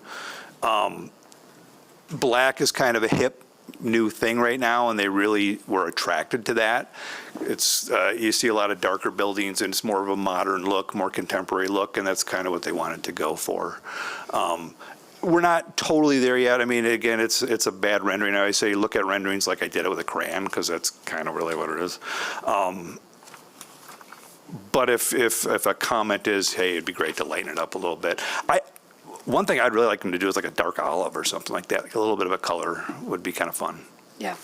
No, thank you. No, thanks. Anybody else? Go ahead. Yeah, kind of a rhetorical question and ask. So I see from letters that were submitted from neighbors that, and as we usually see, one of the biggest concerns being cars, right? Like where are we going to park cars? Where are cars going to sleep? How are cars going to move around? Yep. So just to reiterate, you did indicate each unit would have a garage, two-car garage? Correct, yes. Okay. Accessed off of bridge. And then kind of a rhetorical question, is this building near a bus route? It goes down bridge, I believe. It does, yeah, so Route 12. Okay, so there is proximity. I walk bridge once in a while, and that scares the crap out of me, because the sidewalk's right there, and the bus comes flying by. But yeah, okay, so also along bus route. Okay, so I just wanted to identify maybe for the record the opportunities available. I think, as I was reading through this, and I think as we've been discussing it, I think this really goes to what we've been hearing over and over, is that the easy lots in Grand Rapids are gone. So That's why I'm here. what we're going to see. So, okay, well, thank you. That's helpful. Thank you, Mr. King. Anybody else? For it. Hi. I just had a question. I wasn't able to look it up, but I thought I saw reference to you wanted to envision people sitting on their front porch, but I didn't see front porches where. I thought there was some language about you wanted people sitting on their front porch interacting with the neighbors. little arrow? So each one has a little concrete pad. It's not a big covered porch. It's an area. Put a chair or two there and hang out. Partly because I'm trying to get less off of the road and not more. So it's like it was a compromise I had to make. So yeah, I don't know if that answers the question, but yeah, it's a concrete pad. Okay. That's fine. Earlier, we were talking about, infill housing and this need for more creative and different types of housing and stuff. But in that same section of housing now, it talks about in keeping with the physical characteristics of the neighborhood. Mm-hmm. And this building couldn't be further from the looks of 100-year-old houses that are in that neighborhood. And that's, I guess, just a comment. I know we can't dictate aesthetics, but it always confuses me when somebody wants to go in and put something that looks absolutely brand new and modern and whatnot next to a 100-year-old farmhouse. Ms. Mervo, I respect your comments. And it's funny, I get two sets of comments. Wow, and what? The reason we did do lap siding is partly to tie into the siding that's in the neighborhood and using bricks. So we tried to use some materials to relate to the neighborhood a little bit more, at least from that perspective. So we're trying to be conscious of it. even adding mutton bars to the windows, again, just trying to make it a real modern house typically doesn't have mutton bars. So I was trying to do a few things to make homage to the 100-year-old houses there. While I'm an architect, I want to do modern and new, and I want people to say, oh, that was built in the 2000s. So I get it. Yes. Okay. All right, and are there any other questions? Yeah, this is regarding more of the green space. You mentioned the MDOT area, and so with the master plan and thinking about the ordinance intent with green space, right, is recreation. I don't know if maybe, Rowan, you can help, like, pull up a photo, because I'm just curious, like, how much really could someone walk their dog back on that MDOT right away compared to it being like, no, this is a highway area? Yeah, there's going to be like 10 feet or so. Again, it's a place to walk your dog and let them do their business. And okay, it does look like there's a fence too. Yeah. Okay, You can see the curb cut here off of Bridge Street. gotcha, And okay. then if we look at the site plan, that curb cut is very close to the property line, maybe 1 or 2 feet to the You can see the west X's of where the fence the is. property I line. gotcha. So Yeah, there- but you made the note of there's a park right, yeah, okay. Thank you. Just underneath the expressway. City staff, why is there a cutout right there? This is a complete just curiosity question about why is there an existing curb cutout to a vacant lot? That, I don't know. Likely it's been there for a long time, and if you look at street view photos, there are people who are parking on that lot. Who those people are, I can't quite say, but I think the neighbors might be able to answer. speak to that, so. They're over there going, Thank you. okay, all right. I guess I have a question for Rowan. On the adjacent green space requirement, the northmost unit has the green space in front of it that wraps the building. So does that meet the requirement? 200 square feet, the 200. Yeah, the 200 square Yeah. foot adjacent. I didn't calculate that size. It may. I looked at the contiguous area of the green spaces down here, and that was large enough. So I mean, yeah, it's plenty, it's definitely more than 200. I just like from how an ordinance reads standpoint. 28-foot width of the building. Yeah. It's probably more than 200 square feet. I can get a measurement on that. So, I mean, I did the measurement earlier, Okay, so great. I know it does. But also, the width, so the green space directly in front of the houses on Marcella, right? You got basically a 24-foot wide by 5 or 6 foot depending area, right? So it's about, take out the pavement, it's about 125 square feet. That's directly in front of the unit. That doesn't meet 200 square feet, right? But if it was 200, that would count? It doesn't matter that it's behind it, right? Yeah, it's a It'd good be- question. The ordinance says contiguous, so I think we could read it as front or rear yard. It's most commonly applied in the rear yard because those buildings are close to the street, and typically the intention of private yard space is to provide some, it says private yard in the title, and front porches, while it's private property, have a quasi-public feel. So I would say the vast majority of the private yard space requirements are met in the back, but the ordinance doesn't specifically say rear yard. I think we could apply it to the front yard. Yeah, I mean, go to Brishan and they're all little fences in the front yard, right? Okay. All right. If you're ready, we'll open it for public hearing. Okay, thank you. If you're here to talk to us about 1326 Bridge, please come on up. You both get a bite at the apple if you want. Good afternoon. My name is Bruce Morrison, Morrison. First of all, I'd like to thank you for your service because you guys have a tough job.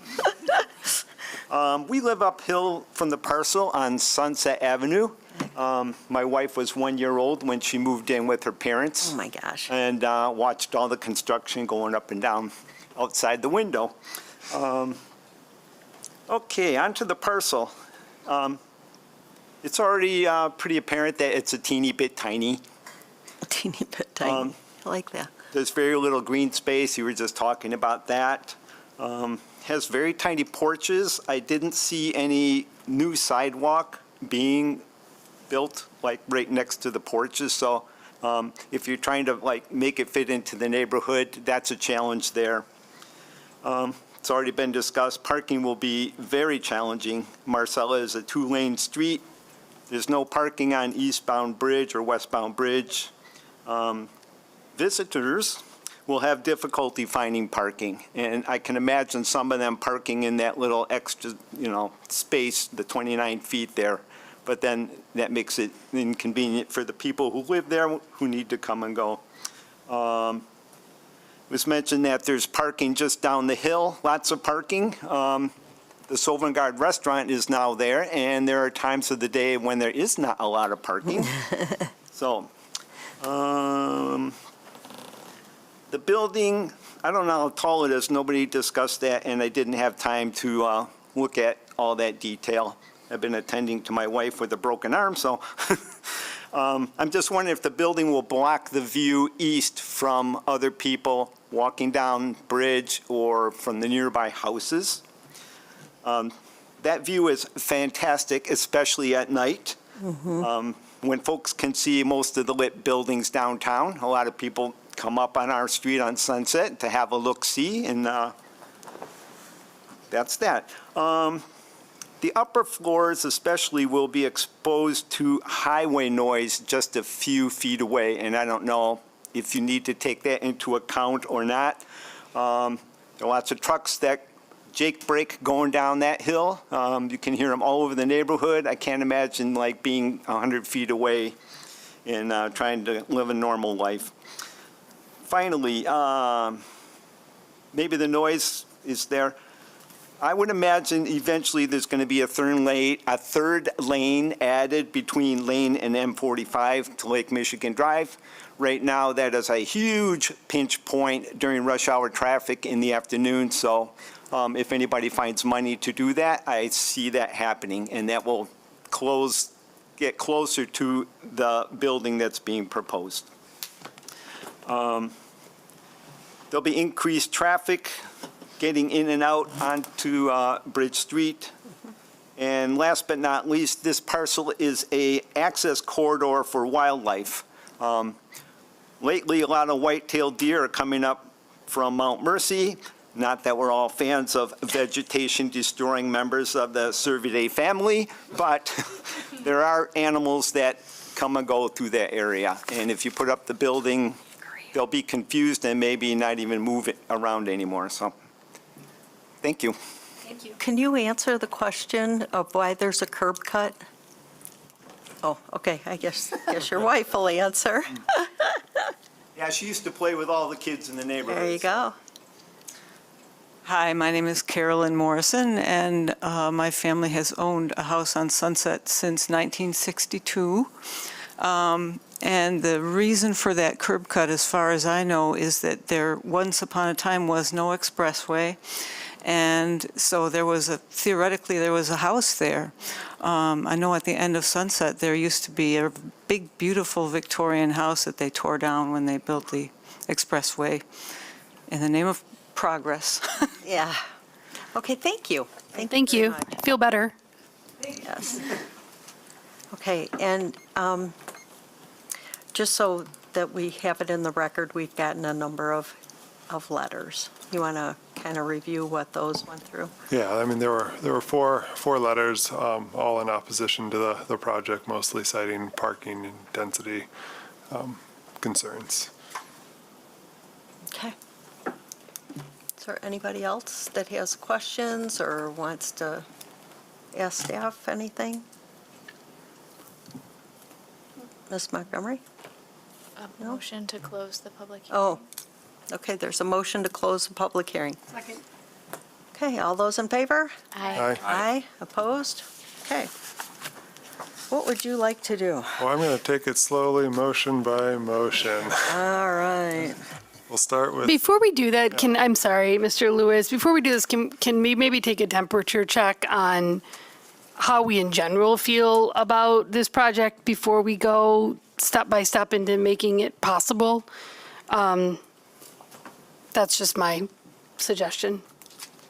Am I the only one? And I guess one question I would have too is like, yes, we have to take it across, I think it's what, six variances, seven variances? Six, thank you. Implications if one of those were not to be approved, or, you know, we can approve one but not five or something like that, is how, just, that may be more a question for staff around what happens then. But that may be a follow along from your temperature check. Yes, I think you're right.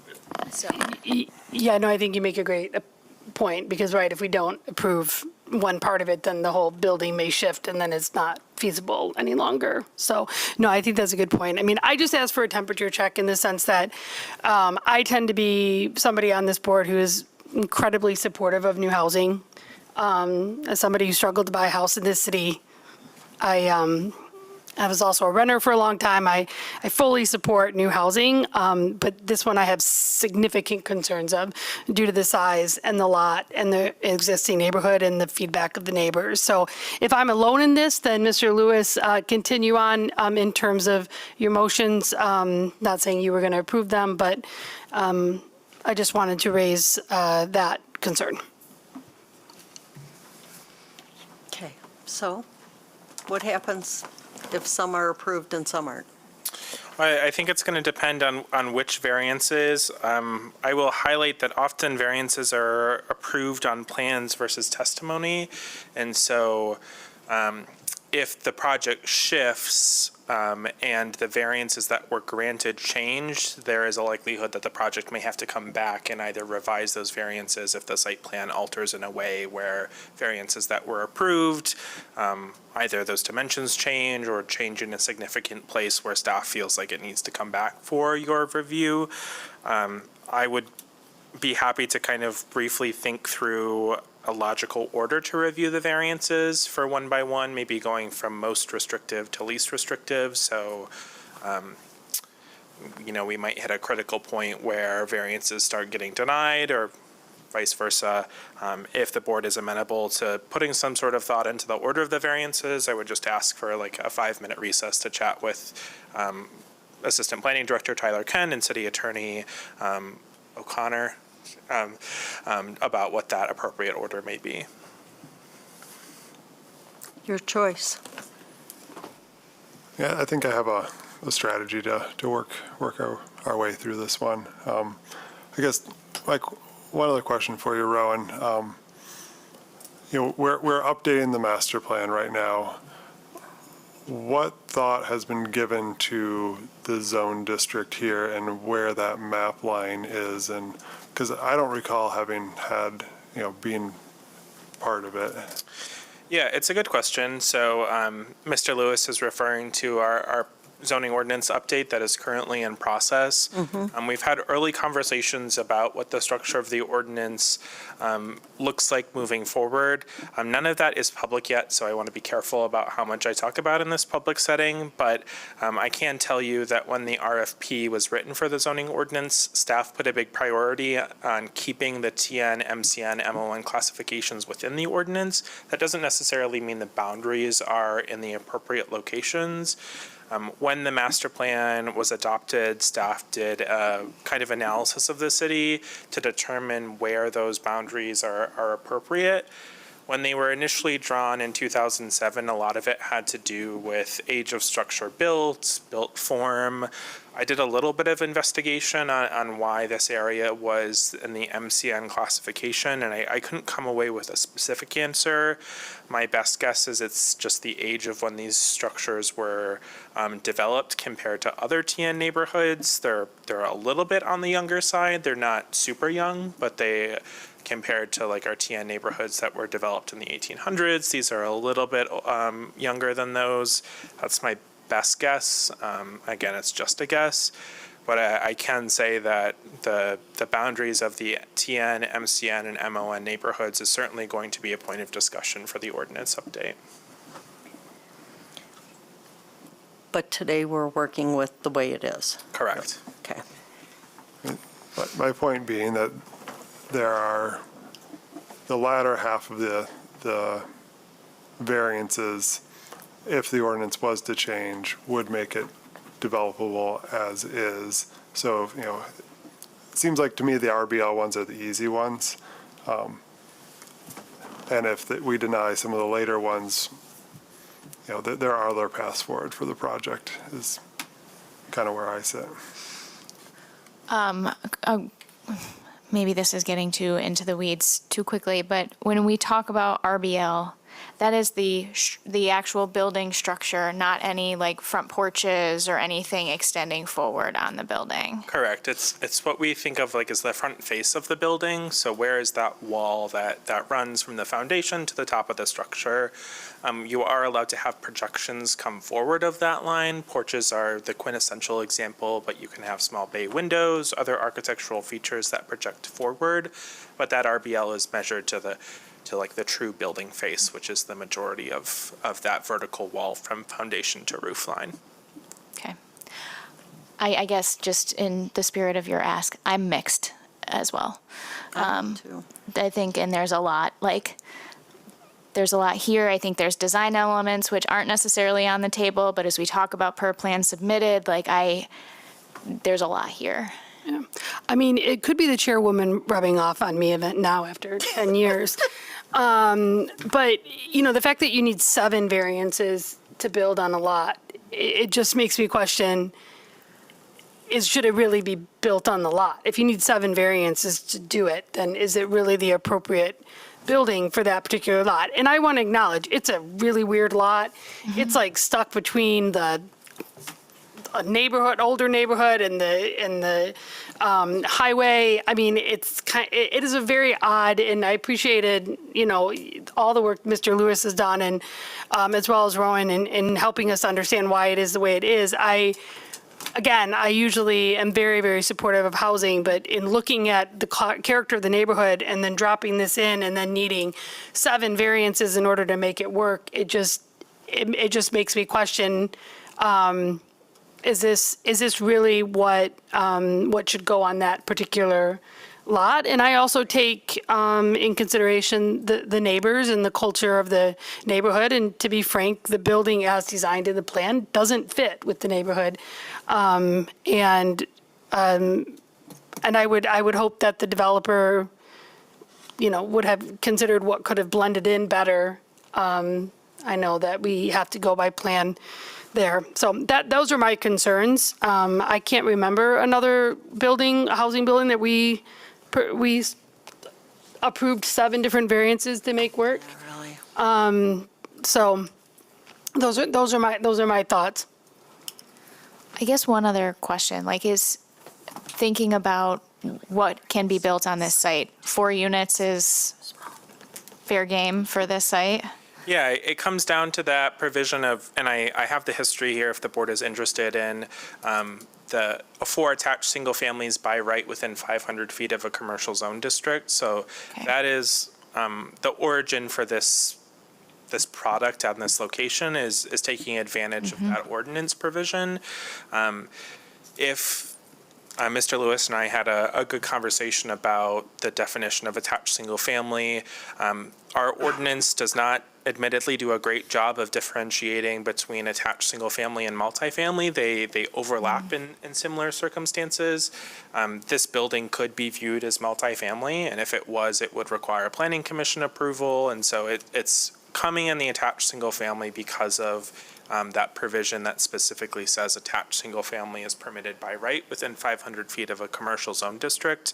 The only reason I mention that is in the MCN, multifamily requires a maximum lot size of 20,000 square feet. And so I had a lot of conversations with Mr. Metz about how this project how does it treated under the ordinance? And this is the route forward that Mr. Metz chose. We kind of explored both options, both multifamily and attached single family. Viewing it as multifamily would still require some variances from the Board of Zoning Appeals, in addition to Planning Commission approval. And so this was the path forward chosen by Mr. Metz and his client. So this is the minimal amount of variances needed. For the site that. plan proposed and for the 4 attached single-family, when staff reviewed the site plan, I sat down, essentially did a site plan review for it and wrote out every single variance that was required, sent it back to Mr. Metz and told him to put that in the application, and that's what's before you today. But if they came in as multifamily, we would eliminate a fair number of them, but they would have to go to Plan Commission, and the variance they'd be asking for is instead of the moving of the green space and instead of the widths of the lots, we'd be asking for 8,000 versus 20,000. Yeah. Yeah. And on the lot area. setbacks. Yeah, that's correct. The RBLs. Yes. Yeah. Truthfully, I think the number of variances might be the same for multifamily. Just a few of them would change. The private yards would change. The green space might change a little bit. And the 20,000 minimum lot size for multifamily would be added as well. So it might be truthfully be the same number of variances, just in a little different package. And if the building size were to be smaller, it would still be allowed as attached family, right? Correct. Nothing would change there. Yeah, so the size of the units doesn't have a relationship to the use. And so for 1-bedroom units, for 3-bedroom attached single-family units would be treated the same from a use perspective. Yep. I mean, if you went to 3, we can game it out a little bit. Your RBLs, you still have, those would all be required. Your lot width, you'd still have that issue. And we can get into the quirks of that one, because that's a really bizarre interaction of how the ordinance works. Green space overall, you're probably okay. You probably don't need that anymore, but removed green space, you probably still do need, and side setback, you probably still need it because the lot narrows so much. So, I mean, maybe you go down to 2 units, and then you're probably down to half of them. But that's a pretty different proposal. Yeah. Well, I guess that's where my concern is, that we're trying to take something huge and put it into a small box. That's kind of how I see this, but. Well, and if I could weigh in just a minute. Because Yes. I'm just not close to it. This has been really good discussion, because I had one impression as I read things. I had another impression as I visited the site, and I've really appreciated all the discussion and presentation today. But I just also heard that I know the 4 units are allowed by right. Correct. But there are also other controls on that, which are all the variances that are required. I mean, and that's where I struggle and am hearing it's resonating with me that this is a lot of variances. And maybe even though 4 units could be required by right, that's not the only criteria we should be looking at. Right. As we make this decision. So I appreciate both your comments and Ms. Schaefer's. To Ms. Swanson's point, that's been a recurring theme in a couple of our cases over the past few months, is like, how does building to the maximum relate to the rights on a property? And I'll just kind of use an example, like a single-family home, let's say the lot's 10,000 square feet and there's a 50% green space requirement, and someone wants to build 6,000 square feet of footprint, and that would be 40% green space. Do they have a right to do that and come before you to ask for a variance? And a favorable finding in that someone has the right to go down to 40% green space because they want a 60,000 square foot house, I think would undermine a lot of authority within the ordinance, right? Granting variances for maximizing opportunities, I think undermines a lot of authority from our ordinance. And so I would just put that towards a consideration for the board to think about how the relationship between the intent of a zoning ordinance and our regulation and how it relates to the review standards. Okay. Hey, Rowan, can you pull up the plat with the overlay?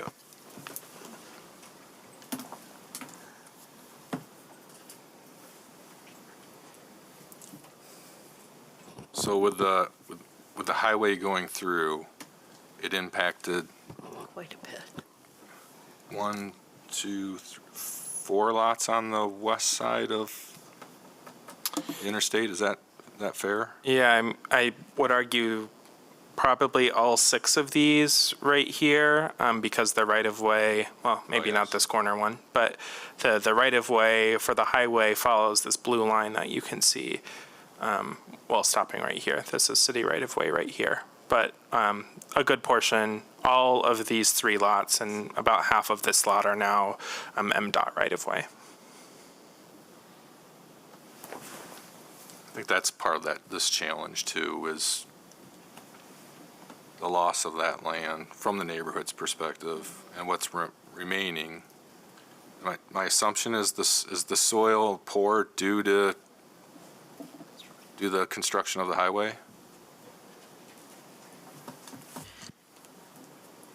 Can I ask a question about that? What does it mean when you say the soil is poor? It has low bearing capacity, usually because of fill, right? So you can't put a traditional footing on it. You need something wider or deeper in order to keep the building from sinking.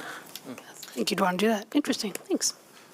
There's a really great book that I can send to the board that talks about the construction of the highways and how it influenced the topography of Grand Rapids. I don't know how much it bears to this case, but I found it interesting. Like Belknap Lookout, a good portion of that neighborhood or that hill was removed to build the embankments for 131. And so a lot of the natural topography of Grand Rapids has been significantly influenced by the construction of the highways, both the physical space of the highways and the volume of soil and sediment needed to build up the interstates. And most of that came locally from our natural topography. I would love the title of that. So I guess another process question as we think about these 7 variances and approving or denying any mixture of them. If certain ones were to get denied, what does that prevent? What does or what can or can't the applicant do as a result of any denials? So if we were to say one of variance A, let's just use that one as an example, the RBL, if that were to be denied, can they come back for a different RBL at some point? Does that have to wait? Yep, so they could come back at the next available meeting with a different request. So a different site plan, a different RBL. Denials of the board are seen as definite. So we would certainly work with our attorney's office on like process for similar requests, but typically denials, your action is final. And so generally recommendations from staff for coming back are to alter site plans in a way that alters the variance request. Okay. Because what I'm thinking about, and again, we'll see how this goes. But if we are to deny something and they change the site plan but still necessitate that same RBL, but 6 of the other variances were solved for, like, would we want to actually deny all 7?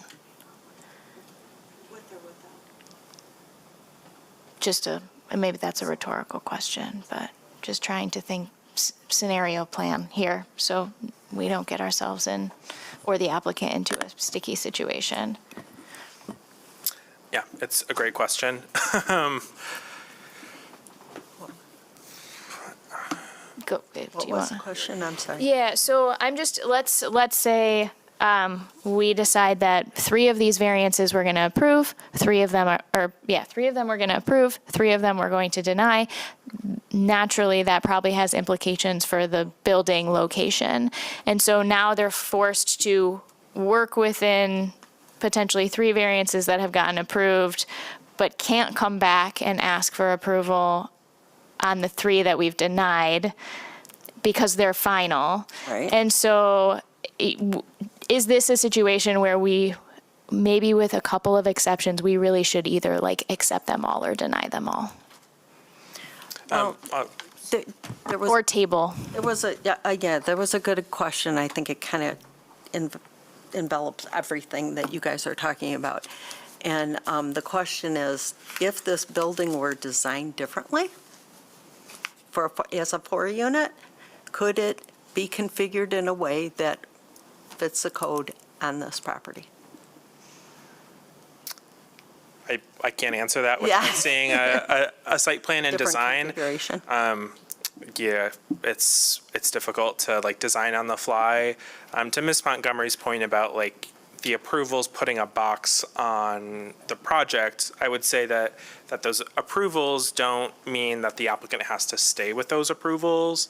They could design a project that meets ordinance requirements or is different in the RBL and come back for variances for those. I think I'm more worried about the denials than I am, any denials than I am approvals, because I would hate to then box the applicant in because we've already denied certain things, and maybe they can actually meet the one that we denied while getting the 5 other ones Yep. sorted out. It's a good question. I will add that like a denial for green space doesn't mean they can't come back with a different green space request. The denial would be for the exact variance request and with the site plan as shown.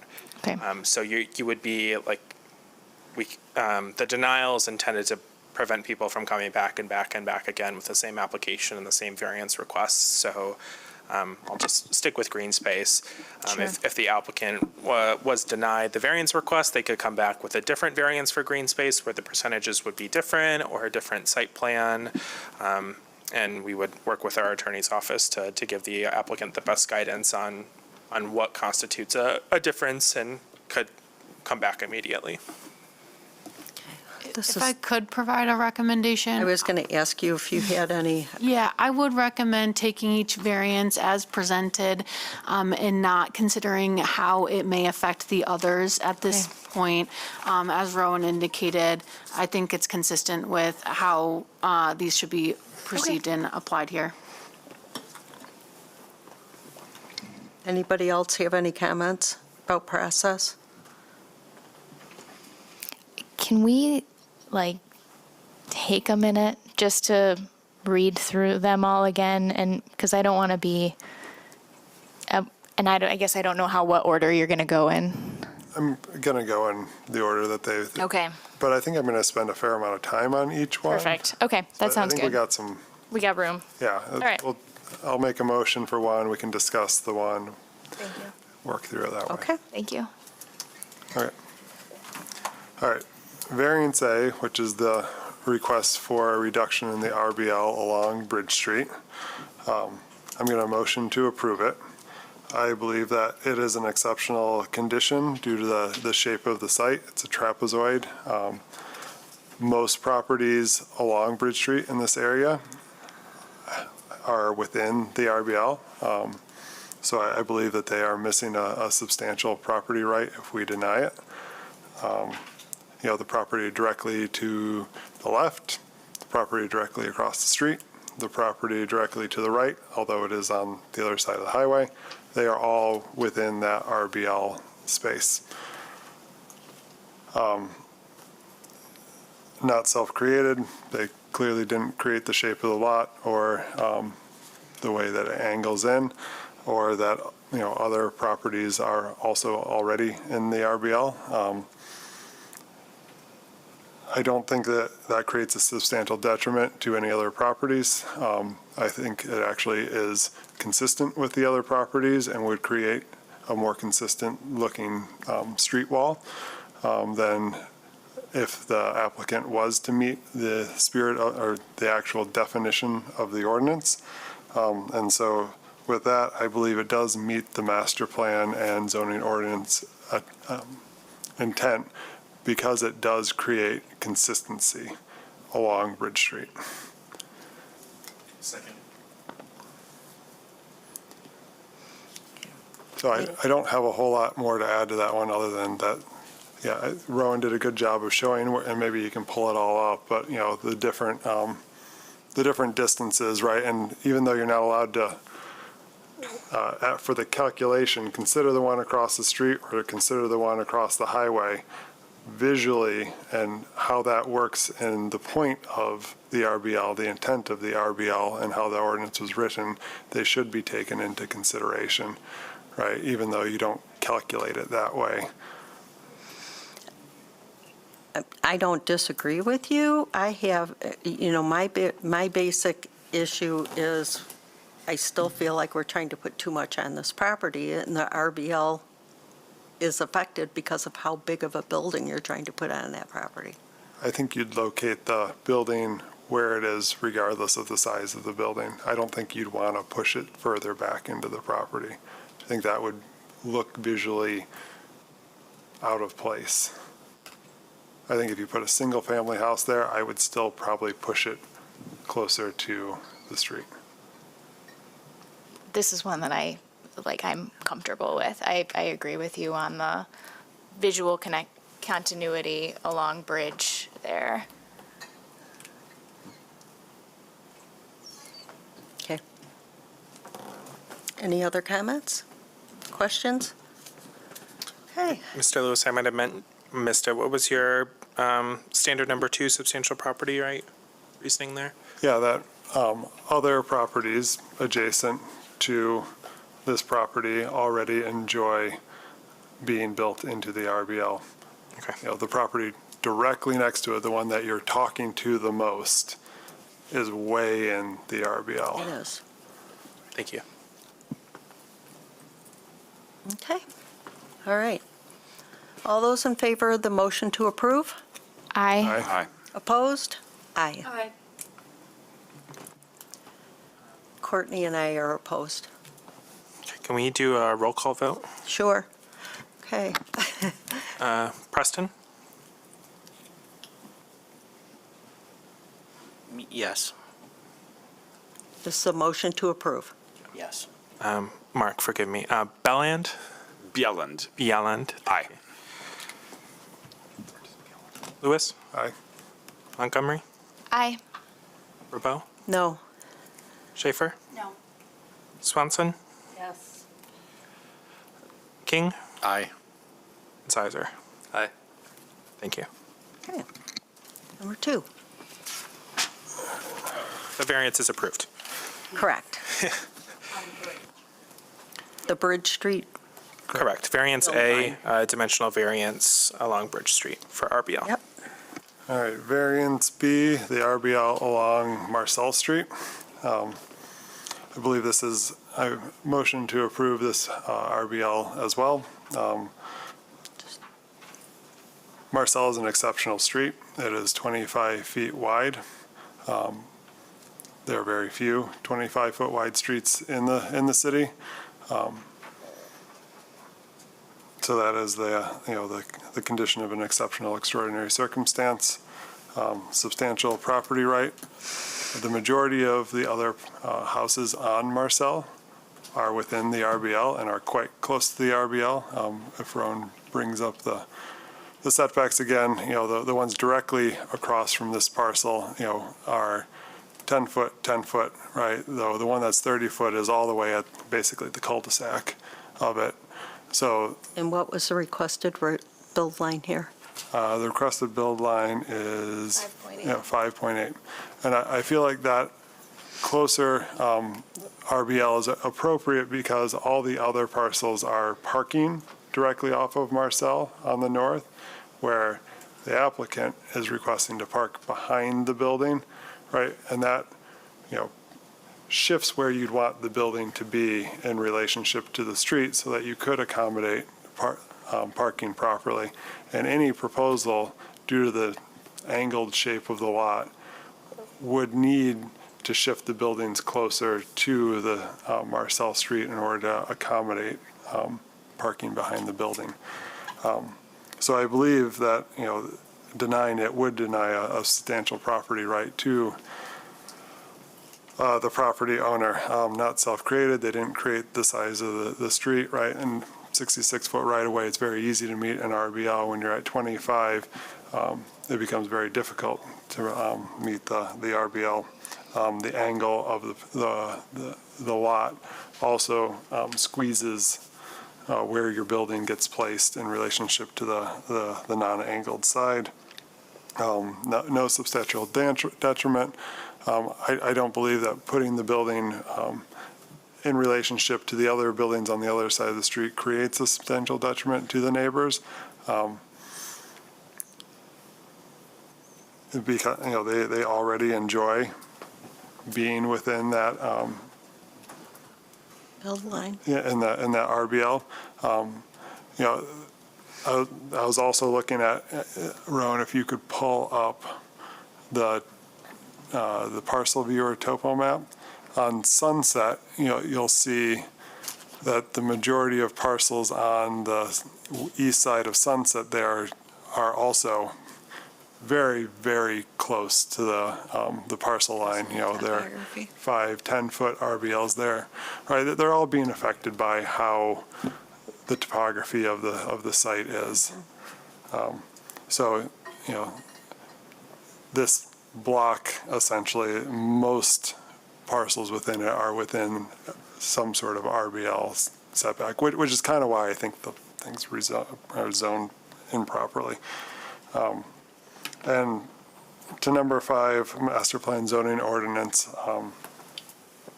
I think the ordinance is there, right, to create harmony and consistency. And so locating these buildings in a similar relationship to the street, to the buildings on the west side, creates a more harmonious structure than if it was, substantially pulled back from the street. Is there a second? Thank you. Any more discussion? Question on this one. Let's entertain me. Let's say this building were to have come to us and it was on an angle, more paralleling the 131 side of the site rather than the Marcella side of the site. Would any variance for setback have to be presumably on like the narrowest part of the building, not the? Correct. They're written in the most restrictive way possible. So I think Bridge Street is a good example. If we think about variance A, the variance for the RBL there was based on the closest distance of the structure to Bridge Street. Yeah, okay. So they're written in the most restrictive way possible. But then we're still generally approving that based on the plan submitted, which in this case has that close and parallel to Marcella. That is correct. Okay, got it. Mayor? I think I see a distinction here, thank you, versus the last RBL, because this, yes, other structures are within the RBL, but there's variance in that. And this is 5 feet, which I think there might be one other building or two that's at 5, but this is not 10. This isn't back to the garage. There isn't parking. This is an substantial edifice 5 feet off the street. And so I'll be real clear, while I appreciated the thought that went into the last motion and voted with it, I don't feel quite the same about standard 2 or standard 4 on this. I would point out that the design of this building does have variation. I think it's about 2 feet of depth on the end units versus the interior units. So you are getting some play in the look of it. It's not a pure wall. I'm with you, and I think like the current design of the building doesn't do it any favors in terms of the massing and how close that feels to the street.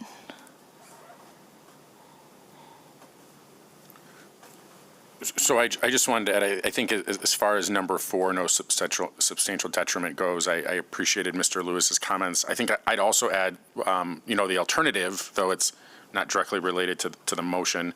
The alternative is a standard design where maybe this building is pushed back and there's just garage parking in front, which on a small 25-foot wide, narrow street just means potentially 8 more cars driving down a road. I almost feel like this design of moving the building closer to the road, which allows parking to be removed to the rear, makes the street safer for everybody by removing that additional traffic that could be provided by additional housing. So I would agree with Mr. Lewis's comments around no substantial detriment, but I think I'd also just add that I think by allowing this RBL, we help make that street safer for pedestrians by removing vehicular traffic when necessary. Good point. Any other questions, comments? Okay, this is a motion to approve the RBL on, what's Marcella? Sorry, Chair. Mr. Lewis, would you like to accept Mr. King's additions as an amendment to your motion? Yeah, I would like to accept that. And, I think I'd like to, further emphasize that there isn't a development. 35 feet is a lot on a small misshapen lot with a 25-foot wide setback. Any parcel that comes through here is going to be asking for an RBL. Maybe it's not exactly that one, but it's not going to be far off if you want to get parking behind it. There's only, you have standard widths of buildings, you have standard widths of drives, and it's not going to change a whole lot, right? You're at 29 plus a building width, and then you're 6 feet. You're maybe picking up 4 feet depending on exactly how you do that drive if you want parking behind the building. Yeah, and I hear those comments. I do want parking behind the building here, but for me, 5.8 feet is, I feel like there's more room that can be given there, especially as we think about wanting this to be a more pedestrian-friendly street. How can we give access to more front porch, front space living potentially, rather than just having it be dumped straight out onto the street, is what I'm thinking. So it may only be the difference of 4 feet, but that's 10 feet. But that's still 4 feet.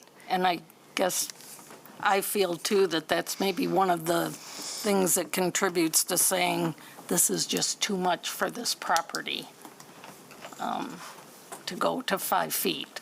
There's RBL variations of different widths, but this is a very specific and, in my mind, very limited setback. Mr. Zeiser, do you accept the amendment from Mr. King to the initial motion? Okay, thank you. Okay. All those in favor of the motion to approve the RBL on Marcella, say aye. Aye. Opposed? Aye. Nay. Okay, let's do it again. Preston? Nay. Bjelland? A. A. Lewis? Aye, sorry. Aye. Montgomery? Nay. Rabeau? Nay. Schaefer? No. Swanson? No. King? Aye. Zeiser? No. Okay, the motion fails. All right. Chair, I apologize. Could we possibly take a 3-minute quick restroom break before we jump into the next one? Sure. Okay. Can we finish this one up? We just did. Have another motion that they would like to make. Is there a motion to deny? Oh. Do you guys want to make a motion to deny? Yeah, I can. Okay. Sure, why not? Sorry, I didn't think I was going to be making any motions today. I want to have my staff report in front of me. Okay, so this is the dimensional variance for 1326 Bridge Street Northwest. This is for the RBL fronting Marcella Street? Correct. Is that how you pronounce it? Correct. Thank you. For the following reasons, I make a motion to deny.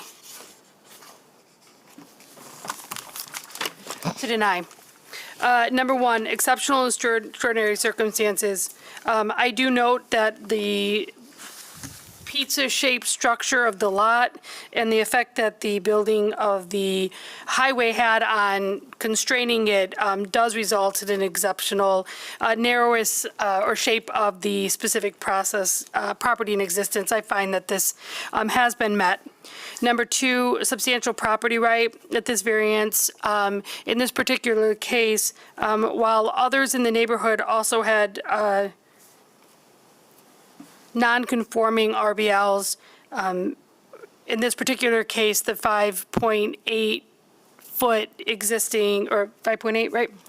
5.8 request in this particular case is not something that everyone enjoys. Also, and additionally to that, it goes to number three, not self-created. In this particular case, the applicant has chosen to purchase this land in the shape it's in, design the building, and therefore I find that 2 and 3 are not met. No substantial detriment. There's significant evidence on the record, letters, as well as the neighbors who came and spoke that the construction of this building, including the 5-foot step back, 5.8 step back RBL, thank you. I knew, Rowan, you're going to correct me. The 5.8 step back would not create this patio front porch living. Also, it would not allow for a sidewalk, which was called out as something that would create a detriment to the neighborhood. In addition to that, it was also noted that the structure itself was not designed to fit in with the neighborhood of 100-year-old homes. Finally, master plan zoning ordinances in this particular situation, I find that we do need more housing in this city. I think that there is a right to build this size 4 units on this lot. However, I would find that it's not consistent with the master plan in terms of the impact to the neighbors. For that reason, I make a motion to deny. Is there support? Support. Okay, any comments? I'd just like to, microphone. If we were to, the comment on not consistent with the neighborhood and the neighborhood being 100 years old and that, we are building plenty of things that look like this in the TN district. And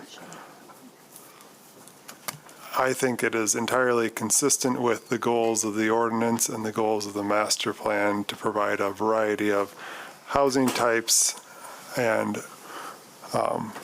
configurations. And we don't build the same way, and things don't look the same way as they did 100 years ago. So I think that maybe is a step too far in the denial. Yeah, no, I think that that's fair, and I definitely don't want a house that is built with 100-year-old technology and materials and planning, so I can appreciate what you're saying. That being said, this particular property exists in an MCN LDR, and so I think that the considerations are slightly different. In addition to that, while I recognize the master plan and the ordinance, wants to build new housing in the neighborhood, I think that this particular variance is for a building that is not suited to the neighborhood, and it is possible to build something that could possibly fit into the neighborhood better than this current building. So I don't think that new building necessarily means that we have to destroy all of our old neighborhoods. And by the way, I think it's the first time I have ever embodied Chairwoman Rabeau's position. So for that reason, I understand where you're coming from, and I do think that new housing is needed. I think that in this particular case, what is being requested is not appropriate for this particular lot or neighborhood. I'll also mention that in our packet on this, the application statement, under Master Plan Number 5, it says the surrounding neighborhood is characterized by a mix of residential developments as well as commercial uses. The master plan designates this area to be a compact neighborhood development. The intent of the compact neighborhood is to create, maintain, and promote a variety of housing opportunities while enhancing the desired physical characteristics of the city's existing neighborhoods. Building forms are to be characterized by a mix of housing. So. Right, so it's not necessarily the 4 units, it's the fact that the RBL that's being requested in order to build a building and whether or not that enhances the current neighborhood. I would say based on the neighbor's testimony as well as the letters in the packet, that is not what is occurring here. Okay. All those in favor of the motion to deny? Aye. Aye. Opposed? Opposed. Opposed. Okay. Do you want to do a roll? Yes, please. First time we've done these in a while. Preston, this is sorry. Recall this is a motion to deny, so a yay vote is agreeing with the motion to deny. Preston. Yay. Yelland. Opposed. Lewis. Opposed. Montgomery. Yay. Rabeau. Yay. Schaefer. Yay. Swanson. Yay. King. Nay. Sizer. Is that nay? Yay. Yay, okay.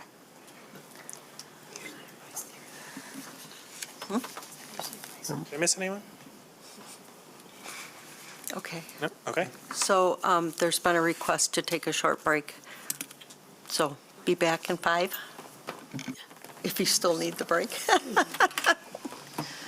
I have to get up and walk. I'm going to freeze.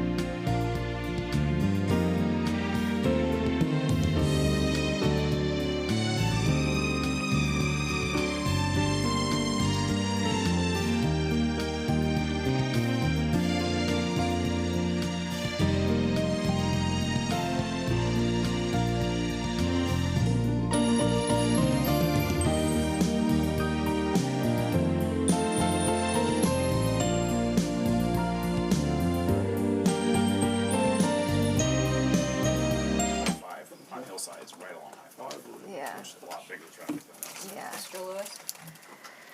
Okay, we are back from recess. Okay, open space. Green space requirement. I'm going to make a motion to approve the green space. I believe that the shape of the lot is one of the primary causes of the lack of green space on the parcel.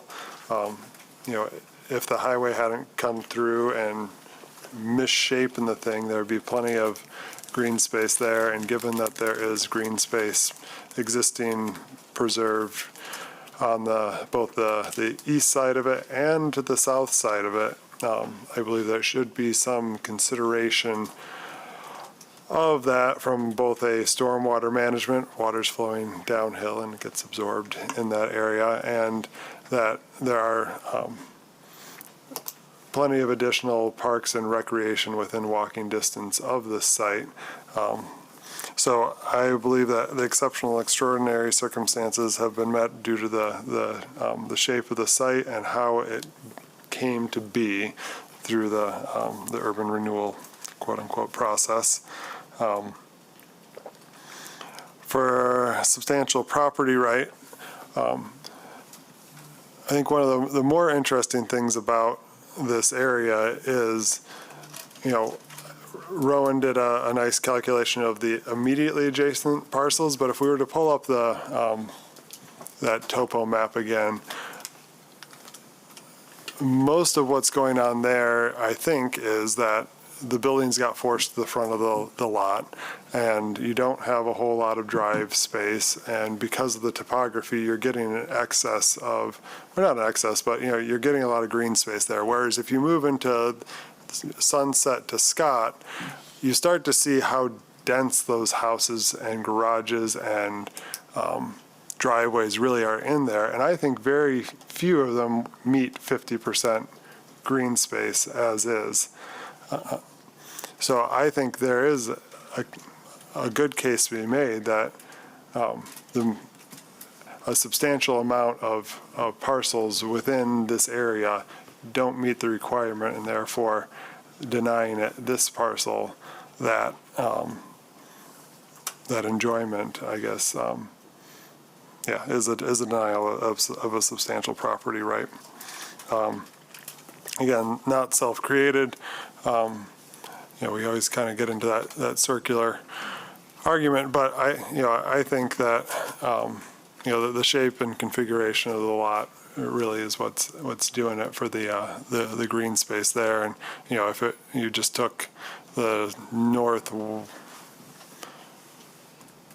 corner but squared it off, there would be you would meet the requirement for green space, and there's certainly enough green space between the lot and the highway and going south that's not a self-created issue. No substantial detriment, right? The point of green space is to give people access to recreation and provide for opportunities for stormwater management. Per testimony of the applicant, they could be at 40% green space, right, which is very consistent with the other properties in the area. The planning staff, suggested that, we look at that 36%, but I would suggest that as a condition of approval, we say 40% or more, because the applicant has demonstrated that they can meet it, and I think it's appropriate and also meets similar zoning. So 50% in the MCN, but the TN neighborhood would be 40%. So I think that's an appropriate condition to place on it. And it's not like the people who are here are going to go use the green space in other people's lots, right? They're going to go to the park, or they're going to use the green space along the highway for stormwater. And master plan zoning ordinance, the proposal meets the intent of the ordinance because it takes into account the permanent availability of green space in the area, including the highway setbacks. Thank you. I'll support. Thank you. Any further discussion? So can you remind, so I have two things. First is, so just so I'm understanding, this green space percentage is or is not inclusive, this percentage is or is not accounting for the green space on the north part of the parcel? So this variance C, a dimensional variance request of 14% to reduce the required 50% green space to 36%, looks at the entire lot. Okay, So this is not the private yard space. got it, Will come okay, later. thank This you. is the entire lot. Thank you. And then the second thing is, I just want to clarify then, that you are ultimately recommending a motion to be at 40%, not at 36%. Correct. Okay. Cool. And then I have another thing. I think just one thing that I would like to emphasize is I think the green space, if you want brown green space, whatever you want to call it, adjacent to the highway, probably has considerations for stormwater, but because of the fence there, that is not recreationable area. That said, the park is there, and so I think that satisfies that requirement. So I just wanted to differentiate between those two That's fine. uses. Support. Okay. Any other, in my head. any other comments? One other question. So that 40% that they say they're going to be accounting for right now is inclusive of it is inclusive of the pavers for the parking drive. Correct, yeah. So the zoning ordinance provides a green space credit for those pervious surfaces, and the exact credit states no more than 25% of pervious surfaces such as grass pavers, uncovered decks, brick pavers with a sand base, pervious concrete and asphalt may be applied towards the green space requirements.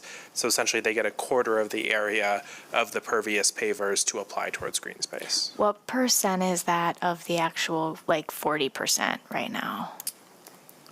It's a great Well, question. wouldn't it be 36 to whatever they, Yeah, it would be 5%. Okay. Thank you, Mr. Lewis. Yes. Because the 36 is not inclusive of the pavers. Got it. Okay, thank you. I'm good. We thought there were a lot of numbers in the last one. Okay. Anything else? Okay. All those in favor of the motion to approve the reduction to 40% green space? Aye. Aye. Opposed? Aye. Aye. Sorry, aye. Two of us. Okay. Three of us. 3? Mary. Rabo, Swanson, Schaefer. Okay. Okay. That got approved. We're on our way. Can we do a roll call? Oh, yeah, absolutely. Preston. Aye. Yelland. Aye. Lewis. Montgomery. Aye. Rabo. No. Schaefer. No. Swanson. No. King. Aye. Sizer. Aye on that.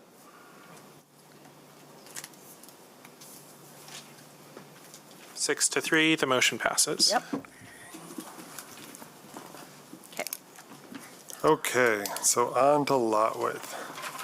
So this is one that took me a long time to get my head around why, why this even is a request. Because the street facing frontage, where the units are themselves, meets the requirement. But because this is in the attached single-family consideration, as if it was multifamily, that it would be allowed just fine. But because it's attached single-family, in the zone district, you have to take the shorter, and on a corner lot, you have to take the shorter of the two and then divide it by 4. So even though they're facing the other street, you have to pretend like they're facing Bridge Street in order to do the calculation. Okay. Which means, and so like any corner lot, in the zone district, if one end is shorter than the other, right? If regular shaped lot, could otherwise build on it, 100 feet deep by 200 feet long, put 4 units on it, not allowed in the zone district. You'd have to ask for a variance to reduce the lot width, right? It's a weird situation. So the exceptional and extraordinary circumstance Together well. is that it's a corner lot that, as the ordinance got amended, right, single-family attached wasn't written into the ordinance originally. This is a relatively new Amendment.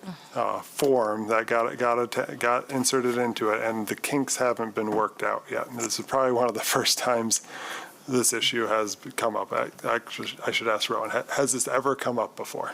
In my tenure, which admittedly is about 2.5 years, this lot width attached single-family conversation on corner lots has not come up. Yeah. Tyler, you've been here a little longer. 4 years and I have not. Yeah. I mean, yeah. I've never seen or heard of this before, and it took me a long time to understand what was going on. So that's the exceptional circumstance here. Substantial property right. There's no other properties that have been built like this because up until recently, you were never allowed to build attached single family in the zone district, period. And now we have a situation where on corner lots, for the most part, you couldn't build it without asking for a variance.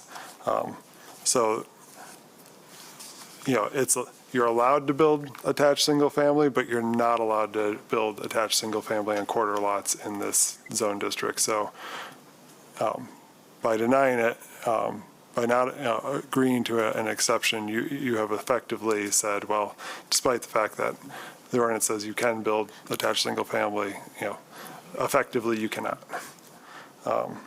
So that is a substantial property right that would be denied without the variance, not self-created. That one's pretty straightforward. They didn't write the ordinance nor figure out how that interacts on a corner lot. No substantial detriment.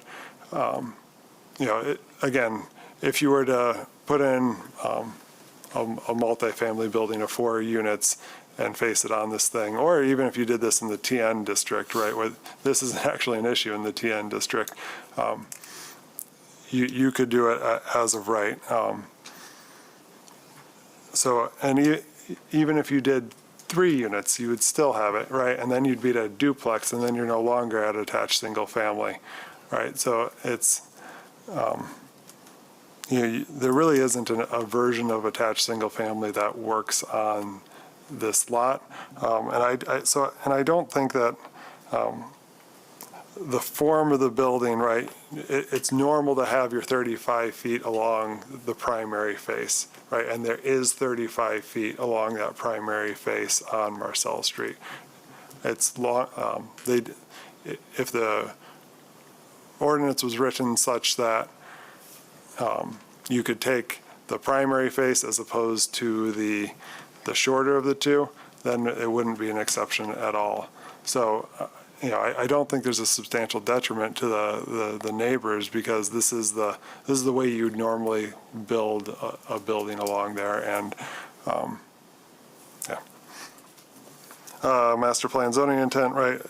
The goal is to provide a variety of housing types. This is the variety. Everything else is not this in the zone district, right? So in order to facilitate the building of variety, you need an exception to the ordinance. Second. Questions? I have one of staff. So this plot, given the frontage that you measure by according to code, is not suitable to build a 4-plex attached family. Without a variance. Without a variance.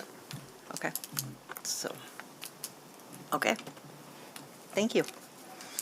Okay, it's a motion to approve the reduced side yard setbacks, correct? No. No. Lot width. Sorry. Lot width. Lot width. Lot Sorry, width per I've unit. jumped ahead. To reduce the required lot width from 35 to 17 feet. All those in favor? Aye. Opposed? Okay, good. Okay. Got one. Side yard setback. All right, I'm going to make a motion to approve the side yard setback.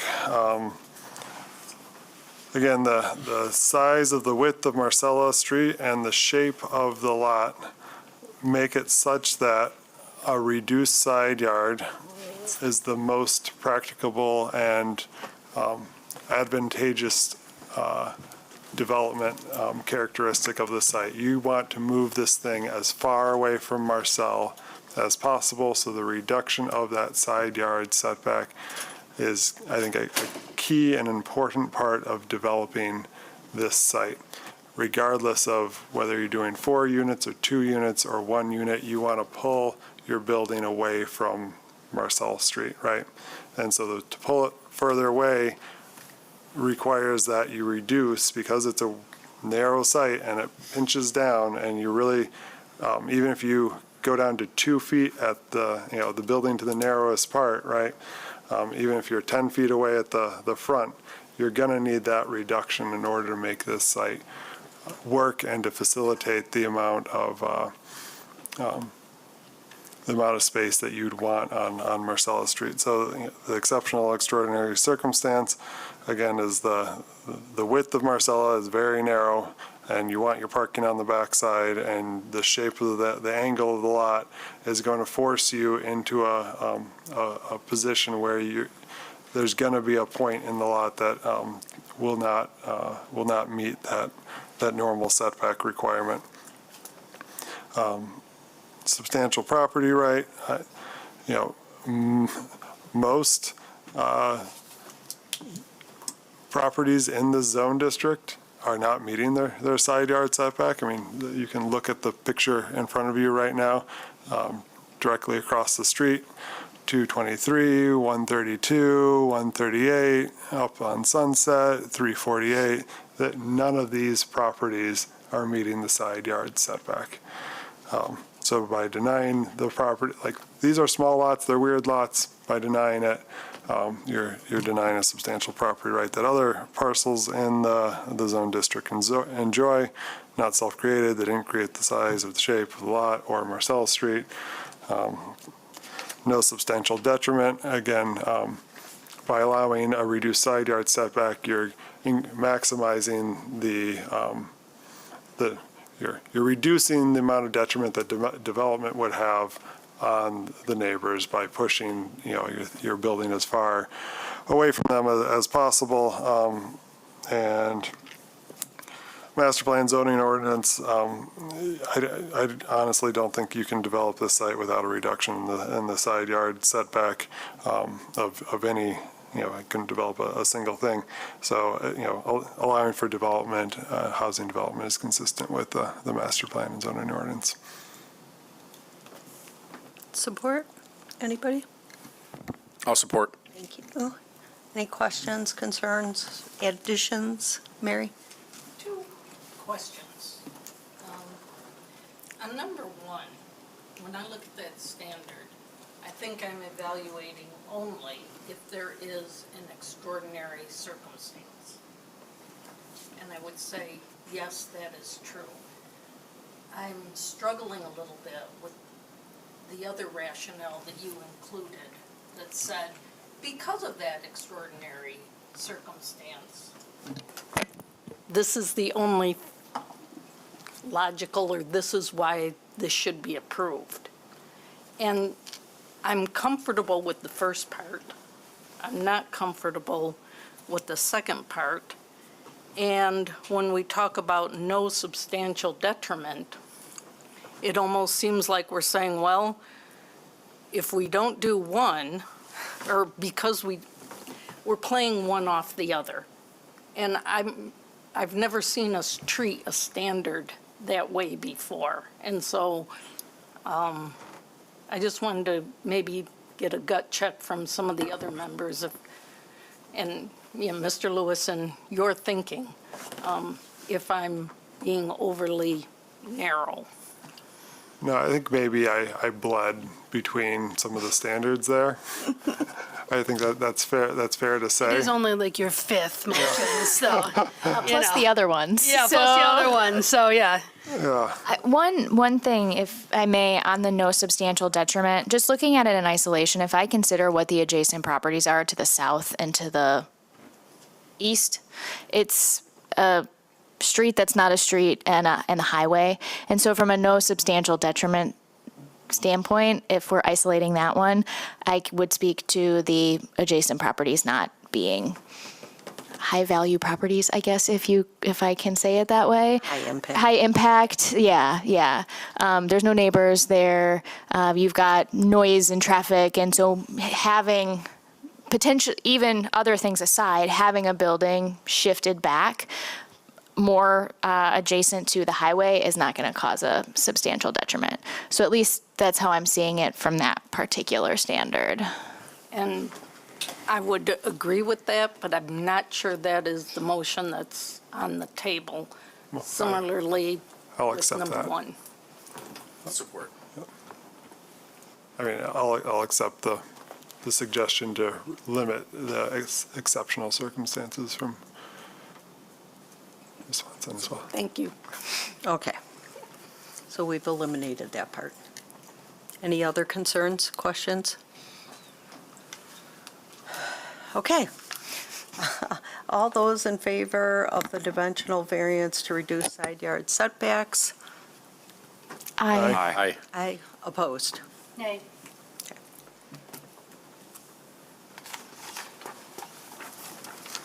Okay. Okay, private yards. You're doing great, Mr. Lewis. Keep it up.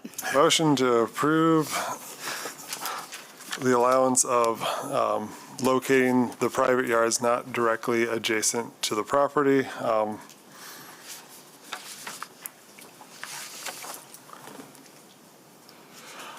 The exceptional extraordinary circumstance is that, again, Marcella is a small street and the lot is an angled lot, and you're trying to, it's difficult with that angled lot to get your green space in where you might want it to be otherwise in a contiguous fashion with the development character. 2 of the 4 units do meet the requirement, 2 of them do not, and they miss it not by a lot. So I think there could be a condition imposed like that, the applicant would create, some raised beds or otherwise designate allocations on that southern area where there's green space to say this is their green space, right? And so you don't have to figure out whose is what. If you created 75 square feet of designated green space for those two units, it wouldn't be contiguous anymore, but it would satisfy 200 square feet of designated space for each of the units, with the north unit having designated space in front, the south unit having designated space in the back, the east and the west having designated space to the west, and some actual designated space to the south. So I'm going to add that as a condition. Again, the extraordinary circumstance went over that substantial property right. Honestly, I struggle with how to even define whose substantial property right is being denied. I guess it would be the person that's living there that doesn't get the contiguous space. I don't know how to interpret that. Yeah, I would direct the board to look at the bullet points under substantial property right. So how would the project change if the private yard spaces were provided adjacent to each dwelling unit? And would that change impact the project in a way that would deny a substantial property right? So I think in your mind, redesign the project where there's private yard space adjacent to each unit, And what does that mean? It means that the garage just can't be accessed, that there's no drive access to the parking area. And so substantial property right isn't intentionally looking at the variance as the substantial property right, it's the condition that leads to the variance. And so I think you could approach it in a way that it's not necessary for, like, the substantial property right isn't having contiguous open space, it's the conditions that's causing the open space to shift somewhere else, which in this case would be access for vehicles and access to the parking.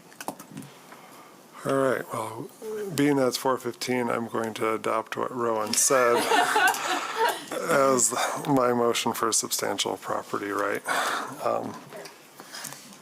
Not self-created. Again, the applicant didn't create the size of the streets, the angles, or how that affects the layout of the site. No substantial detriment. Again, there is enough space on site for everyone to have the appropriate amount of green space. It's just not contiguous, and I'm not sure that causes a detriment to the users of the site. And again, master plan zoning ordinance, the intent is to provide dedicated open space to each unit. It's not dedicated, it's not contiguous. And the master plan and the ordinance, are trying to create a variety of unit types in this area, and this is allowing for that to happen.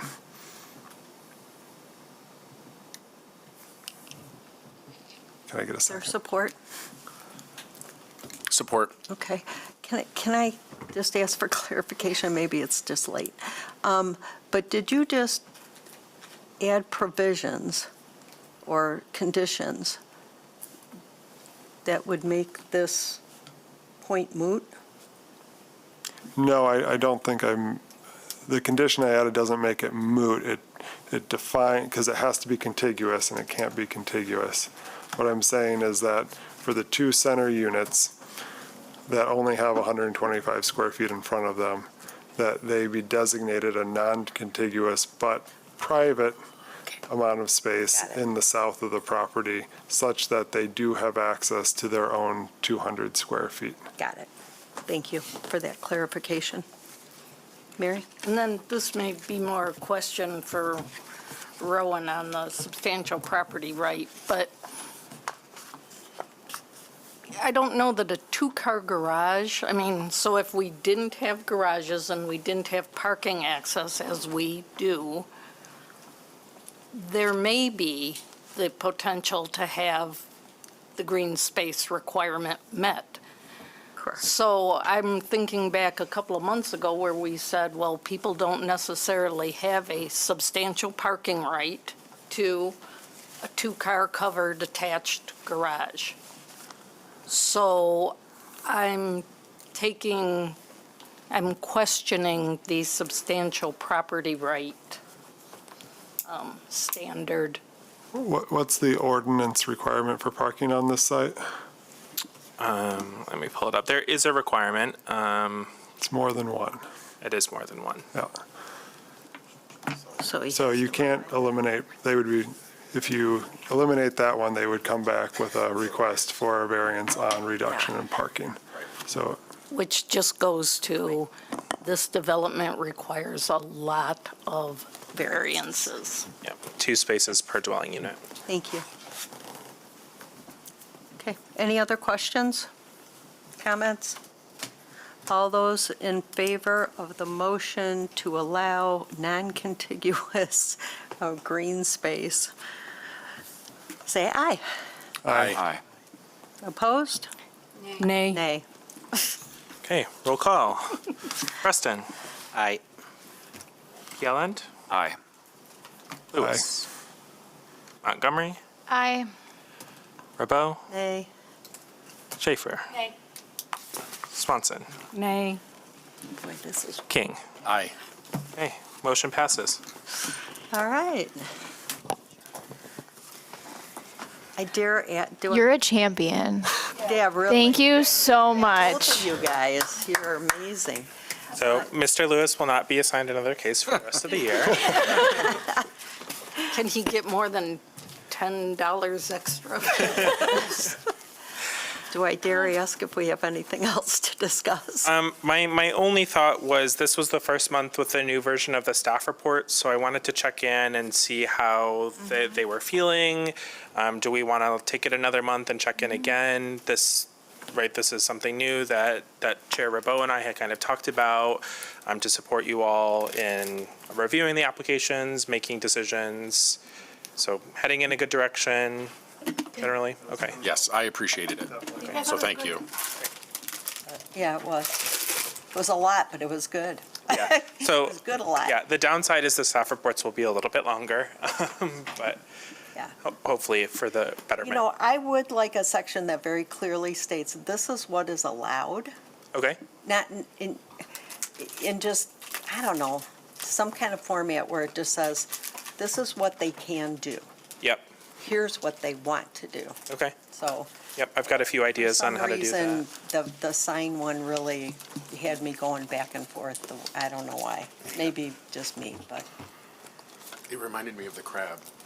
Yes, and I did do a That's all on the record. Yeah, but it I reminded did me do a search of other public storage facilities in the city, and based on Google Images, none of them have signage on them. They are orange and yellow, or beige, but they do not have signage on them. Public storage? Oh, we're adjourned.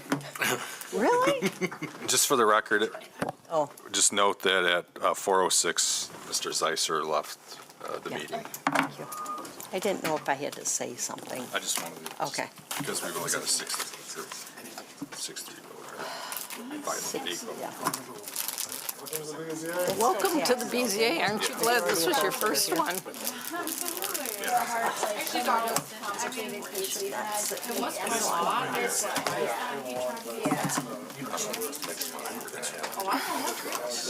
Baby areas.